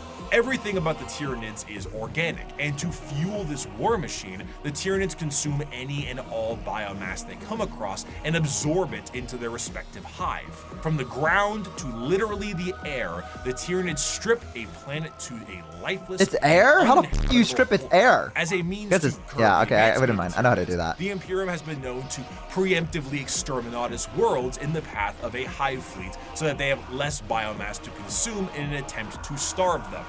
The Halo method, literally scorched earth tactics by taking everything out of the freezer Breathe, and lighting idiot. it on fire. Outside of the obvious threat and adaptive and unreasonable enemy posed on the field of battle, the most dangerous aspect of the Tyranids comes in the form of their general unpredictability. The Tyranids are external to the Milky Way galaxy itself, and it's unknown where they truly hail from. However, their arrival in the Milky Way is seemingly random and in 3D space, implying quite heavily that Tyranids have the galaxy surrounded in some kind of way. Ooh. Due to this, you will sometimes see instances of species engaged in a separate conflict, both agree to a temporary truce in order to take out a Tyranid threat. Because regardless of the stakes at hand, the existence of the Tyranids marks the heat death of the galaxy itself, and all the factions can ultimately agree that the Tyranids themselves act as the biggest threat to all of them. The Tyranid race is truly an unknowable horde, and pulls from that horror of the unknown.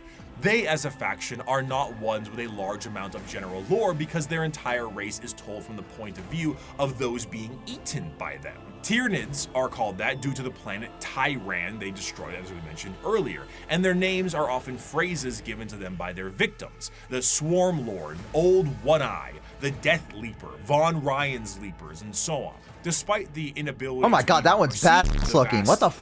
Hive mind of the Tyranids, they have a human hand? Intelligent.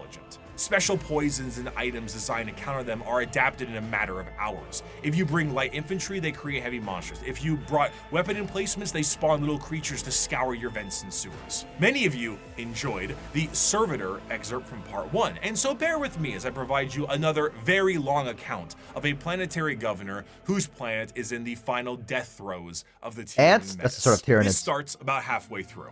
Okay. It has been many weeks since a handful of us escaped the sinking of the Sea Fort Divine Anchor via airlift. We have escaped in this manner because the Tyranids had overwhelmed so much of our world, they no longer appeared to need to continue spawning beasts for aerial supremacy. I shall never forget what I saw from my craft's portholes. Alien biostructures dominated Huto's surface. Gigantic, lumpen barnacles pumped out clouds of matter to further poison the planet alongside pulsating, brain-like nodes that resembled lethal fungi. Immense capillary towers stretched high into the poisoned sky. The glistening chitin coating their flanks crawled over by chains of lesser beasts fulfilling some sick alien purpose I cannot know. Digestion pools spread for miles, replacing our once great lakes with reservoirs of bubbling biomatter. Tides of creatures bloated with consumed flesh vomited their guts into the pools or threw themselves entirely into the billowous liquid. Amidst the seas of feeder beasts consuming all in their path, we would every so often see an explosion or a burst of fire. Were these heroic final stands by other survivors, or merely abandoned ordnance detonating at random? I will never know. I cannot rejoice in the deaths they inflicted. The biomatter of the dead Xenos was surely recycled by the Xenos regardless in no time at all. Our aircraft ran out of fuel a week ago. Now I stand in the snow, not far from the peak of Mont Saint Hila. I am the only one left that I know. One by one, those with me perished. The slightest cut on a mountain rock resulted in an immediate infection that left the pilot screaming in agony. Her co-pilot fired Nature is shot beautiful. You're so true. And my senior aide threw himself from a ledge. The reality that there was no escape hitting him. I have no idea what happened to my chief medicae. Others were slain by lone beasts the rest of us were unable to kill or drive away. A justly deserved end will soon be mine. I have failed on every possible level. We were not even able to send word. An alien disease has me within its grasp. My limbs are numb, my tongue is dry as sand, my head throbs. Even at these chilled heights, I sweat profusely. From here where I sit, I can see the final death unfold on the planet entrusted to me. Before me is the Radarin Ocean. The water level is visibly dropping, hour by hour. They are even taking our seas. Jesus. There are enormous beasts with great, slowly flapping wings and immense open maws moving through the sky. I may be at high altitude, but the air is thinner here than it should be. I know enough of mountaineering Big to straw. know that they will not That's what they don't realize. even leave our air. The Tyranids are on the There other is side an with isthmus I can straws. see, upon which is sat one of the Xenos capillary towers. Now I believe I can tell what they are truly for. High up, foul Xenos bioships cling to their flanks like twisted calves at their mother's udders. They are feasting, I am sure, hungrily filling themselves to burst on the hideous gruels that are what remains of my people. I have witnessed the planet's death from sinister start to hideous conclusion. I see the power of our foe, and though I have shown boundless weakness these past months, I do not see how we could ever have won. If this is any sort of good news, it seems that one thing that might be an inadvertent repellent effect on the Tyranids is chaos. Chaos and chaotic energies offer no nourishment to the Tyranids. They cannot eat that. And the presence of rifts and warp storms work as a means to starve out the Tyranid fleet. The Tyranids, of course, are attempting to adapt to this, but it seems that even at the most primal core of the galaxy itself, Chaos agrees that these dinner guests are not welcome in any way, shape, or bioform. In the end, though, the Tyranids represent the final fears of the galaxy itself. Despite the goals to conquer the galaxy as a whole, the remainder of the universe may very well be dead and derelict space. Instead of endless worlds and solar systems, it may just be bones and ash. The tensions of the hive mind might be the wrap final themselves around the galaxy, and the only thing that's guaranteed is that dinner is served. The final stand. The Tyranids are not simply the unending hordes of bugs. Beyond the more general buffet tactics of the force of the Tyranids, the hive mind has a more secretive and dangerous means of planetary conquest in the form of something a bit more terrestrial. General upheaval and revolution. However, though the idea of a societal revolt for the good of the populace is an admirable thing, these leaders have the nefarious intent of the hive mind itself. These are the downtrodden and the oppressed, the revolutionaries to a better cause, the heralds of the Star Children. These are the Gene Stealer cult. Instilling genes? In the sunless body of our hive, the flock of the faithful grows. Is there a possum already going out of business, dude? Leave him alone. Vision, protected by his loving hands. Within these holy shadows we dwell, while the impure bathe in spire-topped starlight. And what lies between those stars? What sails beyond those distant suns? Shrouded in night, born within that eternal black, our redeemers, our gods, truer than the silent, long-dead emperor, the children of the void. We hear them in our dreams, we feel them in our blood. The kiss that keeps on giving. And we will answer. We will rise and claim the engines of labor that have bound us in servitude. This world will burn. It will be cleansed, purified, made ready, and the heavens will deliver our reward. The ground zero of a Gene Stealer cult comes in the form of the Gene Stealer itself. Deep in the depths of the planet, a Gene Stealer acts as almost an advanced recon unit for the Tyranids, and were the first Tyranid units encountered by the Imperium itself long before the first Hive fleet made its presence known. Unlike the Tyranids that can only reproduce through the birthing pools in the fleet, a Gene Stealer reproduces via the Big Smooch. The Gene Stealer kiss is essentially what the face-hungered alien does. Yeah, I was about to say. It attaches to a victim and releases an embryo. However, instead of a chest burster, the embryo alters the genetic makeup of the host itself, turning it into the primary conductor of a localized version of a hive mind known as the brood mind. Any offspring that this host produces is known as a Gene Stealer hybrid, and the host assures their survival to continue to reproduce. The first few generations of a Gene Stealer hybrid look more like the Gene Stealer itself, which in our current reality would be terrifying. But considering how the vast majority of humanity is a little mutated in 40k, it doesn't stand out as much as it should.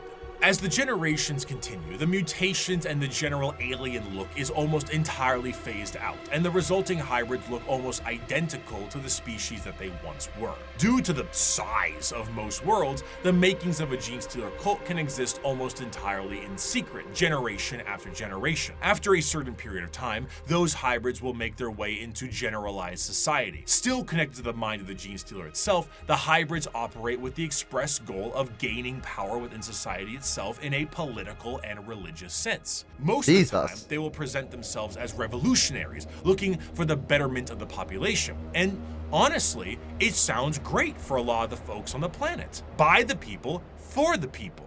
As they expand more openly, the crossbreeding continues until all aspects of the planet's society is infiltrated. However, all bets are off when a hive fleet comes close enough. When a Tyranid hive fleet gets close enough to a planet, the broodmine activates essentially an endgame scenario. The once political and religious leaders become bloodthirsty fanatics that work to finalize the collapse of society and the death of those who oppose them. But oh my god, this is hidden underneath everyone's noses. The God they believe in is coming, and this is holy justice and vindication for their religious and political beliefs. As the hive arrives, the planet is essentially ripe for the taking.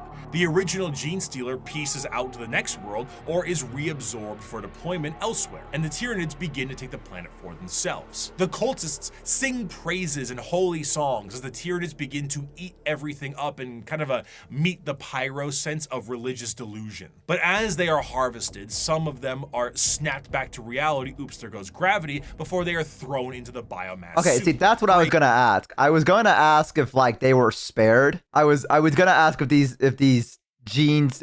Okay, I got a question. So when the gene stealer does the alien thing to them, it turns them into one of like another gene stealer, right? So it goes to the next person and like aliens them again. No, they remain human. So what are these? So this is a gene stealer. It's a human with alien DNA in them. No hanky panky. Okay, I'm still confused. So this is the gene stealer. But it says over generations, they lose these traits, which make them look more human. So then it has sex with humans like normal. So it doesn't like alien other people to get them like infected humans birth hybrids. They kiss a person, that person then has kids. Oh. They have a lot of kids with normal humans, but the kids are aliens. Oh, okay. Part human, those kids have kids. It's the long con. Right. Okay. See, that's what I was trying to figure out, is that he said over generations. Change the victim's DNA without changing the victim's look. The victim then goes and makes kids with other normal-looking humans. There are 4 hybrid generations, each less alien. Okay. After Gen 4 comes Gen 1 again. 4 generations of hybrids. The 5th generations are more pure gene stealers. Oh, okay. All right, I think I'm picking up what you're putting down. Okay, that's what I was not worried. That's what I was curious about. I was like, I don't know how this works. A fleeting second, they see that this was all a ruse to consume the world and that their false gods were a bunch of hungry bugs. The cultists essentially put the checkerboard dining cloth on the table for them and invited them for a feast. Due to the constant redeployment of gene stealers, there are known cults that pop up across the Imperium itself. Some of the more well-known ones are the cult of the Bladed Cog or the Rusted Claw, but there are hundreds, if not thousands, of different cults that keep popping up all over the galaxy as the gene stealers spread. And due to their covert means taking over the planet, they are not generally viewed to be a threat until it is far too late. And due to the know-how of gene stealers, they tend to be predatory to those in the lower classes of a given planet. The gene stealer cults overall have really come into their own, commercially and artistically. They have very much embraced the revolutionaries aesthetic and crafted they are also on Earth method in doing so. It's this great combination of this pseudo-Marxist Bolshevik uprising mixed with the hills have eyes in the populace. What's particularly enjoyable about their uprising is that often from their point of view, the reasons they have are extremely justified. Most of the members of the GSC are the extremely impoverished and menial laborers of the Imperium, who honestly wouldn't need an I thought that was real to provide a manifesto on reasons to revolt. Their weapons are all makeshift and often involve things like mining lasers, drilling saws, demolition charges, giant stop signs. Their political machinations work quite well, as the cult ends up being really good at assassination, especially when you have a third arm holding a pistol beneath all those robes. They're a faction rife with fascination and culture, and their plans are generations in the making, to the end goal of being thrown right back into the soup by the star children they prepared the world for. And those are the threats to the galaxy now. The degradation of almost every species is now behest by the Tyranid menace, and all of the infighting between each and every single one of them will be their undoing. The world of Warhammer is a bleak and horrendous one, and that is in its own right the charm. It is so large, so vast, so absolutely horrendous and insane, and yet is treated with 100% severity and seriousness. In the beginning of part 1, I gave you an abridged and different opening to the Warhammer world, the grim darkness of the far future, and I leave you with this part 2 with the full quote itself. It is the 41st millennia. For more than 100 centuries, the Emperor has sat immobile on the golden throne of Earth. He is the master of mankind by the will of the gods, and master of 1,000,000 worlds by the might of his inexhaustible armies. He is a rotting Tyranids versus orcs, who's winning? With power from the dark age of technology. I need to know.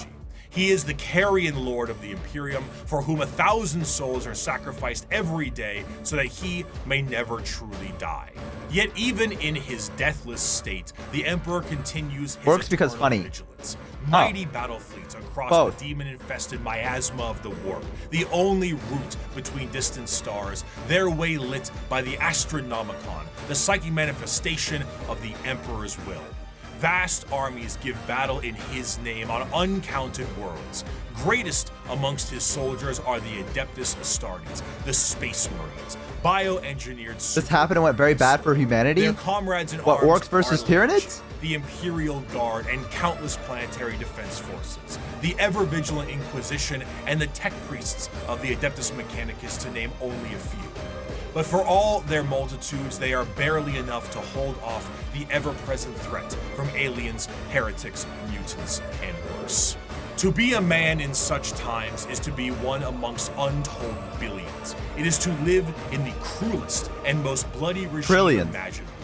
These are the tales of those times. Forget the power of technology and science, for so much has been forgotten, never to be relearned. Forget the promise of progress and understanding, for in the grim darkness of the far future, there is only war. There is no peace amongst the stars, only an eternity of carnage and slaughter and the laughter of thirsting gods. Thank you so much for watching. I hope you have a wonderful rest of your day. Thank you, Bricky. Guys, that was great. That was good. They kept evolving while fighting each other in the winter. The Tyranids was stronger in the end. That sucks. I feel like the orcs should have won. Yeah, can we get a clap for that? I actually learned a ton from this. This was a very good series. I learned quite a bit. I learned I want to be an Imperial Guard kind of guy. That's what I learned and took away from this the most. I mean, well, I learned a lot more about other stuff as well, but the Imperial Guard, I think I'm very for. I am very, very for. This was great. This was a fantastic series. I'm glad I waited to watch this. I feel like I was able to absorb everything about the Warhammer universe. And this also makes Space Marine 2 a little bit more daunting in the beginning of it. That is something I haven't... I only played the starting part of it, and then that was it. I didn't really get that deep into it. But it does make that a little bit more daunting to know that we were fighting Tyranids on that planet. And now I get it. Because I remember when I played it last time, I was like, oh, we just... You know, I understand. It's just a lot of them. But now I get what they do. They get giant bendy straws, and they go to the ends of the oceans, and they slurp them up, dude. That's canon in my head, by the way. No one can tell me differently. In my mind, the Tyranids pull out giant straws, and they slurp up the ocean. So that's just the way the lore works for me. And if I believe it hard enough, like an orc, it might come true. Bye, update. Thanks for hanging out. I appreciate it. And thank you guys for watching this video, by the way. Make sure to like, comment, and subscribe, and check out the video, the original video, in the link below. Thank you guys for hanging out. I'll see you soon. Bye. What if I didn't cut it there? What if I just slid here and then now I cut it? That'd be embarrassing, wouldn't it?